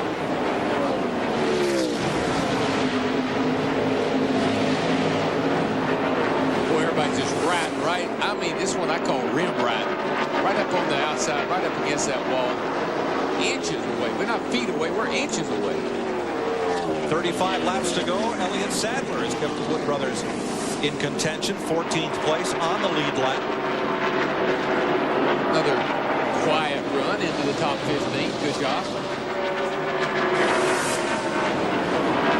And there's Kenny Schrader trying to catch up, and Robert Presley 15th and 16th. Those are lead lap cars. And Kevin Harvick. Harvick has fallen back to 18th place. He was so strong in the beginning of the race, it's like he's been fading just a little bit as the race has went on. Now, he's still on the lead lap, but he's back here in 18th position. This is the car that Dale Earnhardt was leading going into the last corner of the Pocono race last July. Jeremy Mayfield got into it. Jeremy went on to win the race, but this is the car that Dale ran at both the Pocono races. Last car on the lead lap is a 20 car. He's talking about running Saturday and Sunday, and he thinks he's going to be able to do that most of the year. But when you get to tracks like this that are so mentally demanding, I believe you may not physically wear out, but I believe you mentally let down at the end of these races. And I think they're going to have to reconsider that strategy, running him and Busch and Winston Cup as the season goes on. Right now, Harvick has a pretty good steam of adrenaline going. Well, we got 32 laps to go, and he's running in 18th, still on the lead lap at Darlington. That's his worst run of the year. That's not very bad. And he is the highest placed rookie in the race. Oh, he's doing a marvelous job. Even today he is. But I tell you, when you've got to sit there and pay attention like you do in both series now to be up front, I think your whole brain gets tired. How about Steve Park, Darrell? He's led 1 lap at Darlington in 5 previous races. Today, he's led the most laps, 148 of them. The car looks awfully good. It's bobbling around a little bit, but it's under control. Steve Park's lead is stabilized at 1.3 seconds as he tries to give Chevrolet their 6th straight Winston Cup victory. We'll be right back. Welcome back to the Carolina Dodge Dealers 400, the blimp.com Budweiser blimp, giving you a view from above with Steve Park leading, Dale Jarrett, Sterling Marlin in the 3rd spot. So far, Chevy has won all the races this year, but we've had a different driver win each of the races, and who will be next? Either later today or down the road. Next week, it's Bristol. You'll see it on Fox, 12:30 Eastern, starting with the pre-race show. Dale Earnhardt Jr., his first Winston Cup win at the Texas Speedway on April Fool's Day. We'll bring that to you. And the 15 car, Michael Waltrip, has just bounced off the wall. Also, Martinsville, Virginia, April 8th. The next 3 Winston Cup races here on Fox. Yep. Looks like you can see the 15 car right now. He's getting ready to come into the pit. Unscheduled stop. Like I said, he got in the wall again. This time he looks like he really pancaked the side of that car right there as he heads down pit road, Mike. Yeah, he hit it in turn 4 a lap ago, Jeff. He smite the wall, a mighty blow. Drove off into turn 1, and the car shot straight up the racetrack. So he got out of the throttle and now brings it to pit road. Brett Bodine is also making an unscheduled stop. But tough day for Mikey. Yeah, he hadn't been in it all day. The car didn't look good in practice yesterday. I watched him, and he never got into it today at all. And he just, man, he has pancaked that baby. I was going to say, that's a little more than a Darlington stripe right there. Yeah, it's he used the side of that thing up. And he was still on the lead lap in 17th. Here comes Ward Burton, last year's winner in that 22 car, trying to get underneath Mike Skinner in the 31. This is a battle for 8th position off turn 4. Boy, it's hard to get down there. Whoa! Skinner gets loose. I was just going to say, it's hard to get under a guy like that off a corner, underpower, and not get into him. We've said it. You just can't run side by side on the exit of these corners. It's 1 lane wide. Just puts too much pressure on those front tires, and the track doesn't have the grip to hold it. Going down the back stretch, he's going to take a look inside, following into turn 3 right here. Well, it's frustrating because Ward knows he's faster, but he just can't get the position. Watch this. You get down under a guy. Now, the guy on the bottom's got to really crank around to the left. Got to crank. No bite. Back in, hops out just a little bit on both cars. Just halfway controlled slide. Yeah, it's almost as if they knew what they were doing, but I know they don't. Ward's going back after him. He's going to try it again. Got the same thing once again. At the other end, off turn 2. But now what Mike Skinner, of course, is getting into the race. He's not going to let him go now, but Mike Skinner got to be careful. Now Johnny Benson has caught John Andretti. This is the fight for 6th place. Here they are, side by side. Skinner in the 31, Burton in the 22. 22's got the position. He ought to let him go. There you go. Let him in there. Now try to dive on him. No, can't do it. There you go. There's the cut under. Benson likewise makes the move and goes up to 6th. Meanwhile, Steve Park has pulled away from Dale Jarrett. It was 2.62 seconds last lap. Now it's 2.75. Well, just like Larry said, his car just gets better and better and better on these long runs, and that's playing right into his hands. And, boy, we got a lot of racing going on here, guys. Ricky Rudd, the 28 car. Somebody finally told these guys, hey, there's 20 laps to go. We got to go here now. New tires. Tire going down? Sound like it. Might get back to your rhythm now. I believe that 66 came in, got fresh tires, and just put him up the hill. That's exactly what the spotter told the 28 car. Said he's got fresh tires. Get back to your rhythm. This is a rhythm racetrack. Hit your marks. Here he comes. Now he's going to work on Skinner. You see how far Ward Burton got away from Skinner once he got around him? Bobby Hamilton there in the 55 car. He's moving into this group right here as well. Well, this is when everybody says, okay, I'm running out of time now. Whatever I got left, it's time to use it. If I get in the fence now, it's just tough luck. 9th, 10th, and 11th place right there. Mike Skinner just getting back to that throttle. That thing just won't hold come off the corner. Back in won't come around with the exit of both turn 2 and turn 4. Bad enough to have a car that's not handling real good and they get people hounding you like that. Really put you in a bind.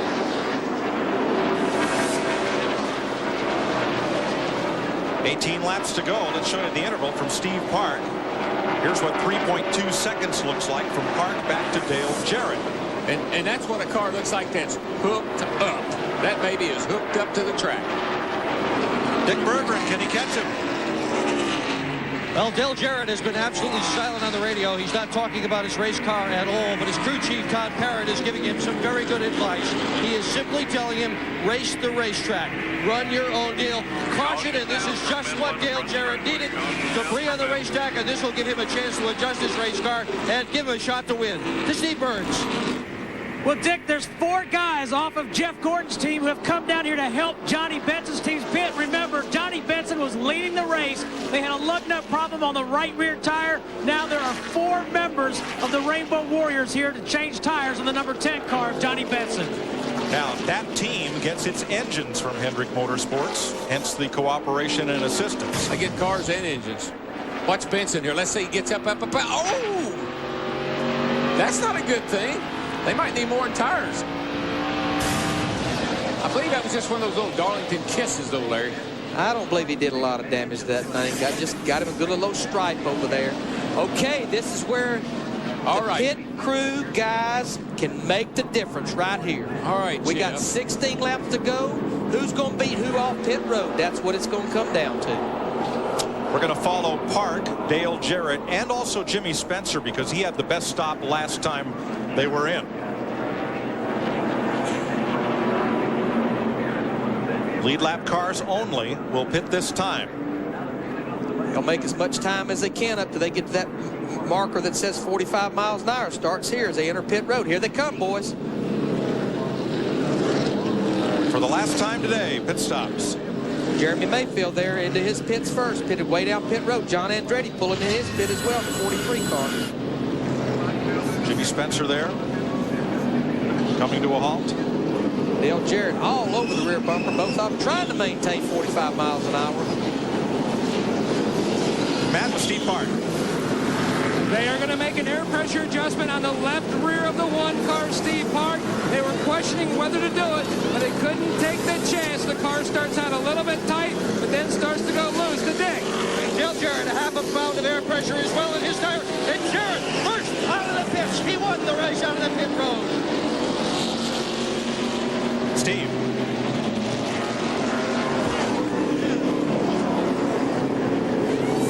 And Johnny Benson was just down and away, Mike. Again, 4 members. Shane Church from Jeff Gordon's team changing rear tires on the 10 team, trying to get Johnny Benson back in the position that he lost on the previous stop. They also raised the track bar half a turn. Dale Jarrett won the race off pit road. Steve Park, then Sterling Marlin, then Jeremy Mayfield, who had a great stop. Then Jimmy Spencer, John Andretti, Johnny Benson, and Ricky Rudd. Jarrett had a big advantage that time because Gordon's not in his spot anymore. So now he just shoots straight out of the pit, and that's how he beat him out. And when I look at those guys that pit Dale Jarrett's 88 car, they are the ex-Rainbow Warriors. Todd Parrott, Robert Yates hired these guys from the 24 car at the beginning of the 2000 season. Basically, all these guys was the pit crew for Jeff Gordon for so many years. Let's go down to John Andretti's pit and Jeannie. Guys, it seemed like a routine pit stop. He was getting 1 can of gas and 4 tires. That's about it. But on his way out, the 12 car almost hit him. So the 43 crew, John Andretti, was screaming. He was speeding. He's speeding. And they're griping to officials as we speak. Dick? Well, the one guy who is sort of new on this team, who was not with Gordon, is Steve Allen. He's the gas man on Dale Jarrett's car, and they pulled an interesting stunt here. Rather than fill the tank up, they just put part of 1 can in. So he doesn't have a full load of fuel, but hey, who needs it? This race is almost over. No, that's very smart. I mean, that's what you want to do. You don't want to sit there and pack it full of fuel. You only got about 15 laps to go here, 10. No, because that fuel and that fuel cell, Jeff Hammond, that gets that old spoiler down, puts that weight back there. And right here at Darlington downforce, you want that spoiler up in there as much as you can. You need all the forward bite you can get, especially this time of the day. Racetrack slick, very greasy. You're looking for some grip, and the best way to get it is get that rear spoiler up, and that's a good, smart move on Todd Perry's part. And also, Jeff, the gas man, he's kind of in the way of the tire changer. Let him get out of the way. Let that tire changer have a free run to that left rear tire. Everybody practices letting the gas man step back out of his way. So if you don't have to step back in there, he's clear. It does help those pit stops. At least one more lap of caution. Let's listen in to the aftermath of Dale Jarrett's pit stop.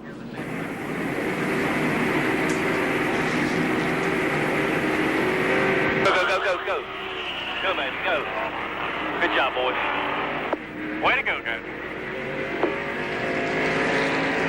There you see he beat Steve Park out by a car length. In 4, man, you too.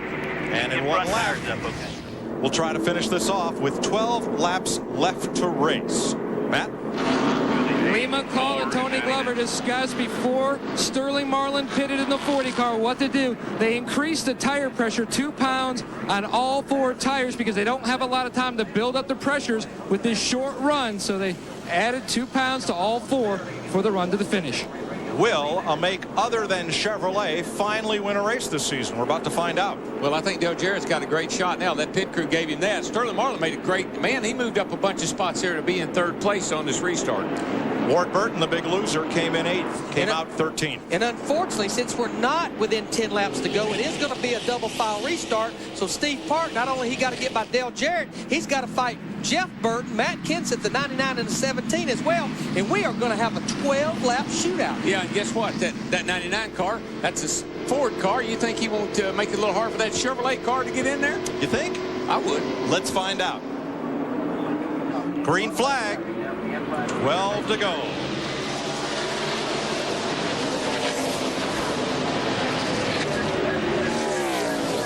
Dale Jarrett gets a good jump off into turn 1 in that 88 car. But Steve Park, he finally clears the 99 of Jeff Burton. The 40 car had to check up for the 99. That gave Jeremy a great run on him.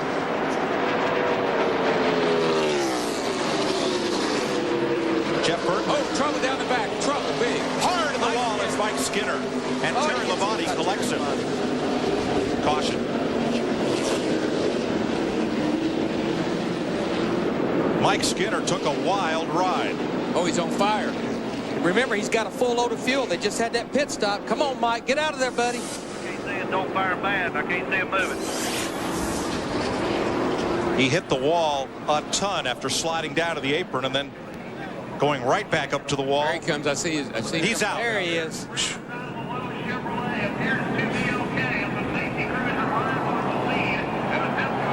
There may have been contact between Rusty Wallace and Skinner going into the corner. If we just keep a camera on Skinner, we might be able to find out who hit him or if he hit somebody. Best news is that he's okay and wearing the hands device, the head and neck support, that yoke around his shoulders that connects to the helmet.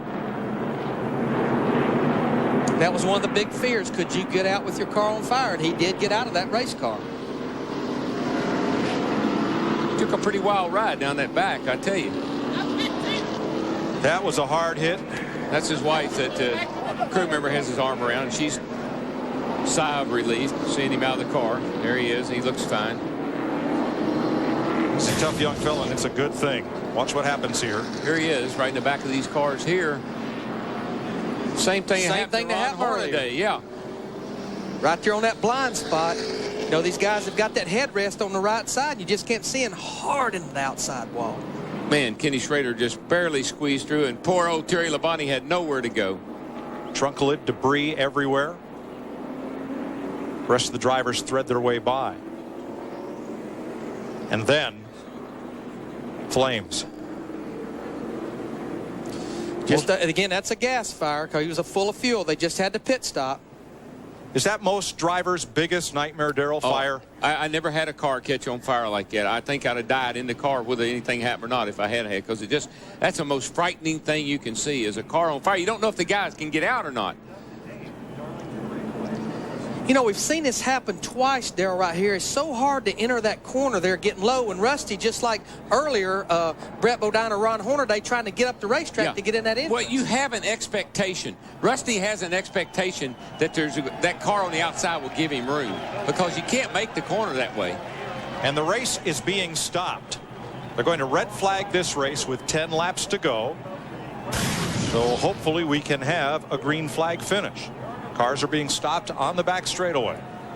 When the car's up on the outside like that, like Skinner was, I mean, you can't enter turn 3 that high. And so you don't expect anybody to be there. And you need that little bit of room to get the angle down into the turn. So you just squeeze over ever so slightly. Let's watch on board Rusty Wallace from the Miller Lite cam.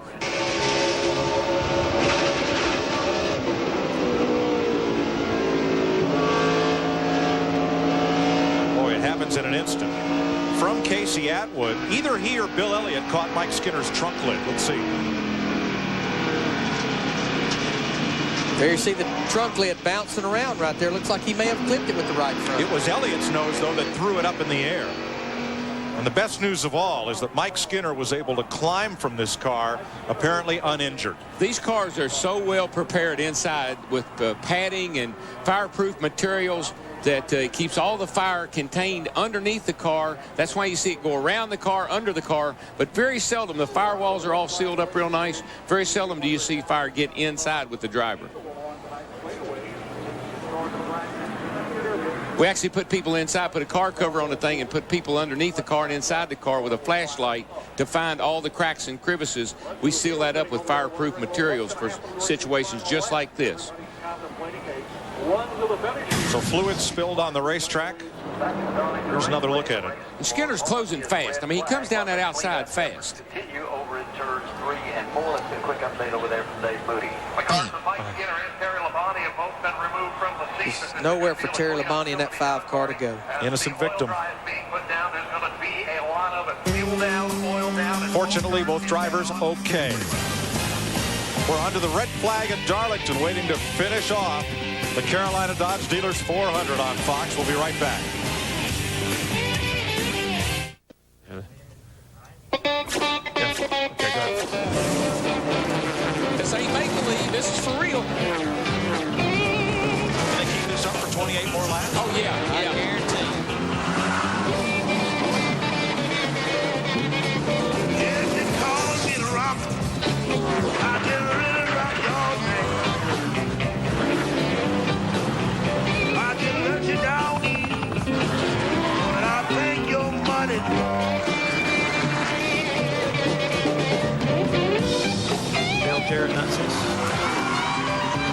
Welcome back. We're live at Darlington, South Carolina. The Carolina Dodge Dealers 400. 10 laps to go under a red flag. After the fire, Mike Skinner walked away from his car okay, wearing the Hans device, and you see the cars waiting to go.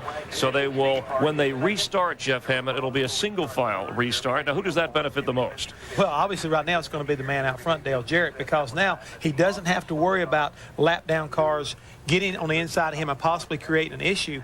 The other thing is, it may give Steve Park a little bit of an advantage if he has anything left for Dale Jarrett, because he doesn't have to contend with those lap cars. He can focus in on the leader. And obviously the red flag stopping action here because there was fuel on the track that needed to be cleaned up.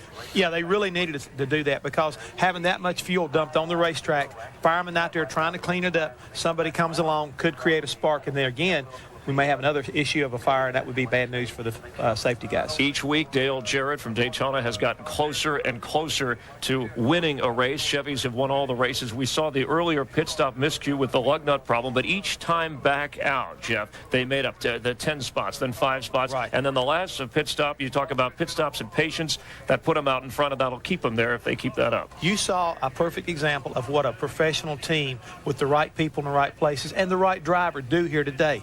You have in a situation where they had a miscue early on. They didn't panic. Dale Jarrett did a great job working back through the traffic. I mean, this is a tough place to pass, but he did his job, and as the day went on, Todd Parrott and those guys redeemed themselves, picked up positions on pit road, and when it came time to get the job done, they're out front. Now, Larry McReynolds and Darrell Waltrip made the point that this is probably one of the top pit crews, and they hired a number of Jeff Gordon's former pit crew members away. Is that just a money deal? Do you have contracts maneuvering to get the better guys on your pit crew? What you're seeing right now is the reason why Robert did what he did. Robert Yates went after what he considered the best crew along with Todd Parrott, and they went and got them for one reason only, to win races. And if they win this race today, it's because of what they did. All right, and the pressure on the pit crew and the drivers with 10 laps remaining and Dale Jarrett the leader. Mike Joy? Red flag is out, getting set to go back and start racing again for 10 laps. We saw Mike Skinner's car come in on the hook. And you remember the AMC Gremlin, Darrell? Yeah. Little compact car. Yeah. That's about the shape of what's left of Mike Skinner's car right there. No tail to it past the rear axle. Not a lot of nose. No, it just tells you that car was going wide open down the straightaway here, and that's about 170 miles an hour, as we saw earlier on some of our graphics. He's full throttle, loses control, the thing backs into the fence. There's no way we can do justice as to how hard that thing hit the wall. There's nothing at Lowe's that'll fix that. Nothing at all. Actually, I thought it was a Chevette, but you say it was a Gremlin. Close enough. Well, you know, the thing, we're going to get back to the race here now, is we talked about this earlier, Darrell. Steve Park's car has been good on the long runs. We don't have a long run. No. We've got 10 laps. Dale Jarrett's out front. This is when he reaches down and he finds everything that 88 car has got. With 10 laps to go. Yeah, I like his position now. He's out front. He got a single file restart. They've run a couple laps here. They've got the new knocked off the tires. They buff them up here, come and get the green flag. Everybody's ready to race. 10 to go. Matt? Well, let's pose the big money question. Kevin Mannion, can your guy get around that 88 car? I don't know. It's going to be tough. The 88's been tough all day. The 24 falling out, he was tough. We thought he'd be a problem. And on the long run, I think we could. But we did a little something with the air pressures. And Steve's used to these 25 lappers at the park. And we used to race modified. So I think we can do it. He's talking about Riverside Park, a place where he had a lot of success. Trying for a win here at another historical racetrack. Steve Burns. Well, thanks, Matt. That 88 car is sitting out there in the front with crew chief Todd Parrott. Todd, you're kind of helpless here to do anything. What do you do? What do you tell your driver? I ain't said a word to him ever since they red flagged the thing. He's sitting over there. I'm sure he knows what he's got to do. And, you know, the guys had an awesome pit stop there. Got us out in the lead. Got the front end in clean air, and I think that's what we need, you know, is to have a little clean air. We needed that last week, but he just didn't have enough to get by Jerry Nadeau at the end of the race. Today, you know, hopefully we got clean air when we get this thing going back green here in a minute, and hopefully we stay out there and win this thing. Come in this week got tires, Darrell. Well, now Larry has a question for you. Hang on, go ahead, Larry. Steve, ask him. I know he's been letting those air pressures down all day, but he knew he only had 12 laps to go. How much did he pump those tires up with air pressure? Larry said you've been letting air pressures out all day, but with 12 laps to go, did you go back up, and if so, how much? Yeah, we went up a half a pound in the right rear tire only, so we'll see what happens. Are you telling the truth? Yeah, I had no reason to lie. It's too late now. It don't matter. Larry said it's too late now. Let's go to Dick Bergeron. Peter Suspenso's driver, Jeremy Mayfield, started this race in 37th spot. He is now in 4th, and the question is, how much more have you got left in that car? Well, hopefully we got enough to get about 3 more spots, but we'll have to see when we get restarted, get a good restart, and just may the best man win. Okay, let's go to Matt Yoakum. Well, let's pose that question to Sterling Marlin's crew chief Lee McCall. You pressured that car for a sprint to the finish. Will it be enough? Yeah, we'll just wait and see. Hopefully those 2 cars in front of us get battling, and we can stick our nose right in between them there. But, you know, we've had a good car all day, and I'd like to thank all the guys. Had great pit stops today, and thank all the guys back at the shop. And, you know, all in all, it's been a good day. But I'd like to say hello to a couple people, my wife and kids back home watching, and Christy Glover. I know she's not feeling well today, so hopefully she'll get feeling better. Well, right now they are currently 3rd. There are 17 cars left on the lead lap. Before we go back to green, there's going to have to be a lap or 2 of caution to get the field sorted out and lined up. So, who stops? Who pits? Oh, I don't think anybody pits. No. You know, maybe some of the cars. Yeah, maybe some of the cars at the tail end of the lead lap. I you. If there's 17 cars on the lead lap and I'm 14th through 17th, I won't be 4 more fresh tires. You. Jeff Hammond, help me out with your I wouldn't be surprised if 10th on back comes in. Jeff? Hey, I got news for you right now. I agree with you right now, Larry. This is one time I definitely agree with you, Darrell. Work your hands, not your mouth, buddy. Let's go. Come on. What we're going to do. Stole my line. I was going to throw that on him. Stay off the butt and let Jeff and I make the call. That's right. Just let us handle it right here. You're running back here 14th, like Larry said. If you want to get about 4 more positions, come on down here, because that guy at 17th is going to come. I'm not guarantee it. No, he isn't. And you know what, Jeff? If we told him not to pit, he'd say, "No, you got to give me 4 tires. I'm back here in the back anyhow." We've only run 2 laps. You know why? He's the owner too, and he's having to pay the tire bill. That's right. Hey, we're going to get ready to go back next week at Bristol. They're going back to racing. They're going back to racing. You want a little cheese with that wine? Oh, man. Call me a wambulance, will you? Next week, more of the same at Bristol, Tennessee. Friday Winston Cup qualifying on Fox Sports Net. Wall-to-wall NASCAR on Saturday. The Cheez It 250 on FX, followed by Winston Cup practice. And then our usual Sunday lineup. NASCAR Tech and NASCAR this morning on the net. The Winston Cup race coverage begins 12:30 Eastern Time here on Fox, and NASCAR Victory Lane on Fox Sports Net to wrap it all up Sunday night as usual. Today, 1 red flag, 7 caution flags, 36 laps now, 7 leaders, 12 lead changes, and there are still 17 cars in the lead lap, maybe some of which will pit. I'm going to tell him to keep the pits closed. He's banging on the window here. Hey, don't open the pits up, whatever you do. 3 different makes in the top 3 spots as Jason Leffler goes to the garage.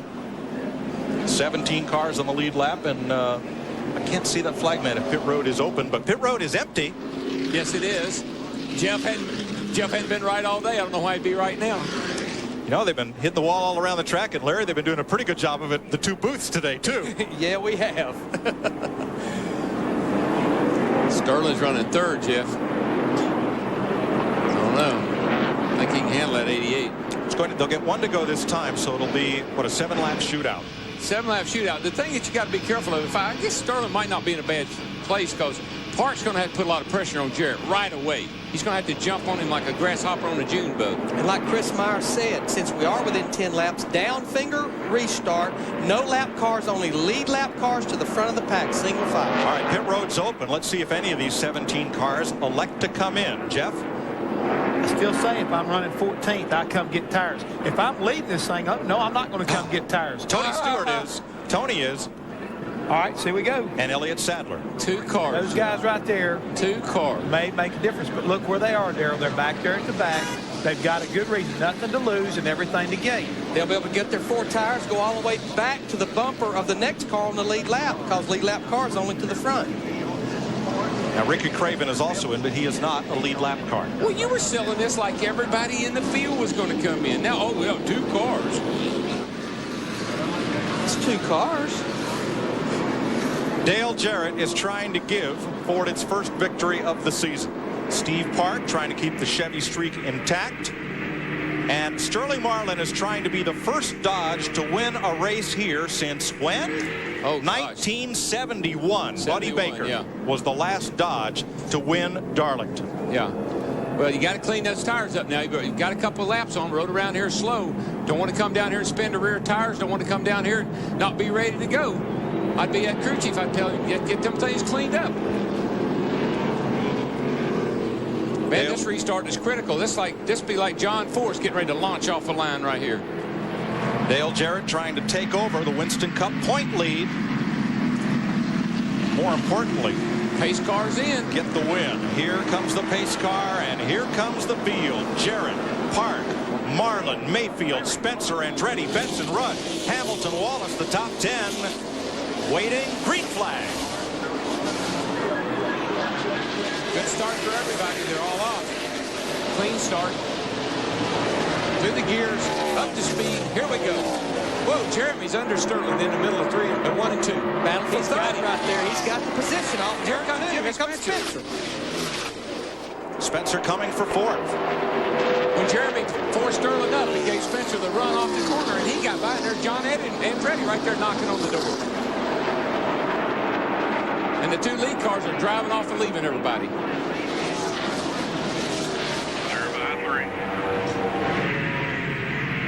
Looking back from the UPS cam at Steve Park, who has led the most laps today but wants to lead that last one. Jarrett's car is accelerating off the corner now like Parks was earlier. Larry, he's got the big rocket motor coming off the corner this time. The car just got better and better as the day went on. What I like, Jeff Hammond mentioned, these guys, when they had that problem in the pits early in the race, they didn't panic. They just kept working their way back to the front. And I tell you, it takes a lot from the crew chief to keep the driver confident that he can get back up there. The crew chief has a lot to do with the driver's attitude. There's Todd Perry, Dale Jarrett's crew chief, been with him since they started this race team back in 1996. Right now, he's extending his lead. He's just driving off the leaving Park, and Park is really up on the wheel trying hard, but it's just not going to happen for him. 5 to go, 4 to go. Meanwhile, Bobby Hamilton took 9th place from Rusty Wallace. But Dale Jarrett has the right car at the right time. Nice and smooth now. Johnny Benson battling Ricky Rudd. This is for 7th place. Pretty good day for Ricky Rudd in his 700th Winston Cup start. And Bobby Hamilton sticking his nose right in there, too. There's some hard racing going on back there for 4th, 5th, 6th, 7th, 8th, 9th, and 10th.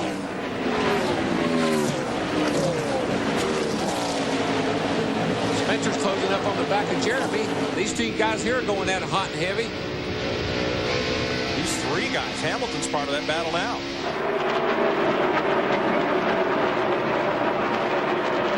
We talked about 55 earlier with Bobby Hamilton, and he had a good happy hour yesterday, and it is showing up now, Larry. He has had a good day. These guys just keep getting strong with the Sandy Petrie car. Yeah, we're getting down to happy minute. It's going to be happy minute for Dale Jarrett if he can hold on to this 1-second lead. Yeah, he's just pulling away a little bit every lap now, and unless something bad happens. 30, 25, 20 behind you. Park is leaving nothing on the table. He let it all hang out on turn 2 that time. Well, I know he's got to be somewhat frustrated to have a car that's led as much of this race as he has, and going to end up in 2nd place. Here comes a white flag. 1 to go. Keep her between the walls, and you got it made. Jarrett's car looks good, nice and smooth. Here comes Park. Jarrett gets he's a little soft off the 2, but he can afford to be. He's got a nice lead. 20, 15 behind you. Mayfield going to hold off Spencer for 3rd. Marlin in 5th, Andretti 6th, Benson 7th, Rudd 8th, Hamilton 9th. Off turn 4, looking for his 3rd Darlington win. Dale Jarrett breaks the Chevy stranglehold on victory lane.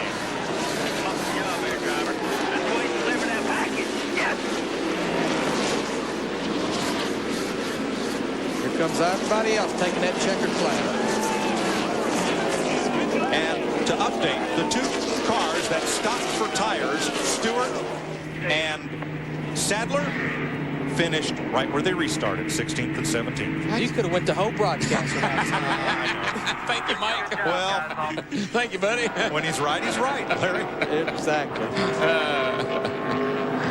Hey, great day for Sterling Marlin. He finished another top 5. And here's another tribute to Dale Jarrett.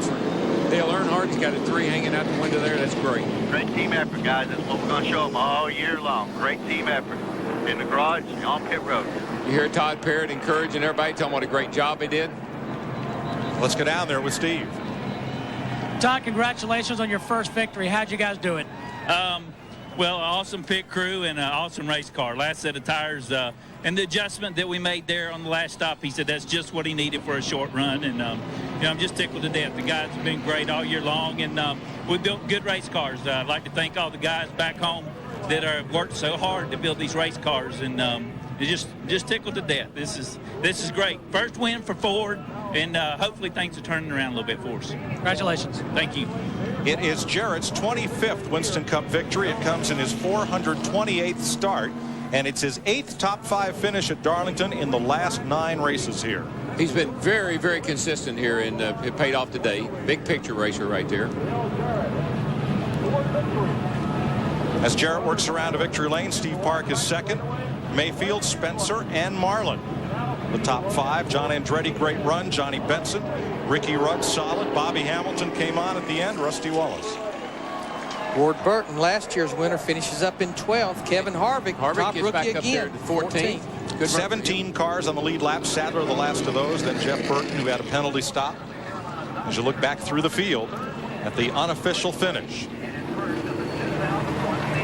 Only 5 cars failed to finish this race. Leffler, Gordon, Jones, Hornaday, and Compton.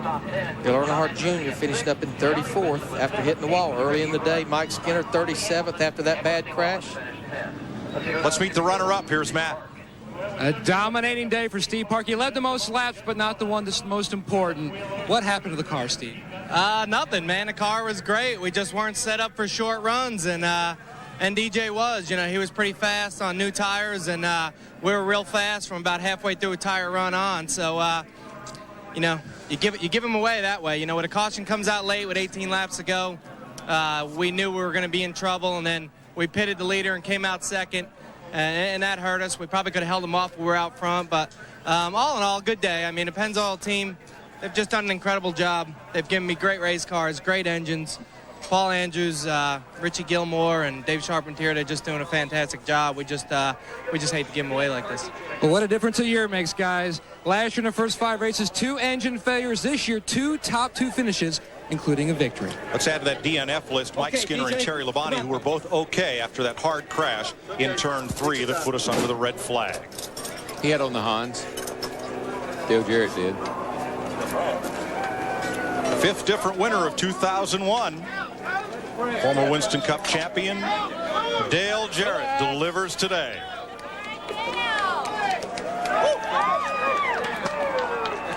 And Dick Berggren's with him. Well, it's a happy Dale Jarrett. I got a feeling we're about to get sprayed with some soft drink. Oh, thank you for not doing that. No, I'm going to drink this, Coach. All right, now the book on this place is you're supposed to race the racetrack, but after that first pit stop, you were all the way in the back and you had to pass everybody. How do you race the racetrack when you have to pass every car? Long way to go, and I knew we had a good car. I knew our pit crew is just incredible, and you know what I couldn't make up on the racetrack, they were going to do in the pits, and I just had to tell myself to be patient and work on the car. Todd did a great job of adjusting. You know, the best car didn't win the race today, but that doesn't always happen. We've had the best car and not won. Steve Park had an incredible race car. Glad there weren't many more laps to go there, but made a nice adjustment there, and the pit crew got me out in front, and engine this thing's just incredible. So say hi to Kelly and the kids. They're at a basketball tournament. I hope they're doing as well as what we did here today. All right, congratulations on a great winner. Thank you. To Chris Myers. All right, thank you very much. Let's take a look at the Winston Cup point standings. And for the 5th different week, we have a different leader in points. Dale Jarrett moves out in front. Jeff Gordon, who led 72 laps, was the pole sitter with that overheated engine, was out and to the garage. You see Jerry Nadeau, Kevin Harvick, who won last week, a tough race for rookies. Jeff Hammond, Bobby Labonte, 20th. Last year's, of course, the winner in Winston Cup points. And how about Dale Jarrett? We heard Ford complaining all season long. We're at a disadvantage. We're at a disadvantage. They weren't at a disadvantage today. Not today, it looks like, Chris. Today, they finally broke out and they got into victory lane. But I still don't think you've heard the last of this Ford dilemma, because I think they had to race way too hard, and they still have to work on their cars more than the Chevrolet does. So, therefore, I think you have to see maybe NASCAR take another look at what he did make changes on. All right, first win for Dale Jarrett and his new sponsor, UPS. They used to run the tightest ship in the shipping business. Now they run a pretty good car, too. Friday, we will get you ready for Bristol, 3:30 Eastern, 12:30 Pacific. Winston Cup qualifying Saturday. We will have the Cheez-It 250, Sterling Marlin, the defending champ, the Busch race on FX, followed by the final Winston Cup practice, and then Sunday, NASCAR this morning, get you going on Fox Sports Net. You'll see Bristol, 12:30 Eastern, 9:30 Pacific on Fox. Rusty Wallace, your defending champ. As the drivers lined up today at historic Darlington Raceway, they didn't know what to expect. A track that was rough on rookies. Who would tame the untamable? Ron Hornaday, one of those rookies, having problems, along with Michael Waltrip. But Dale Jarrett, in the end, with his pit crew on their game, led Ford to victory, ending Chevy's winning streak this season. For all the people here on Fox, thanks for watching, and we'll see you next week from Darlington.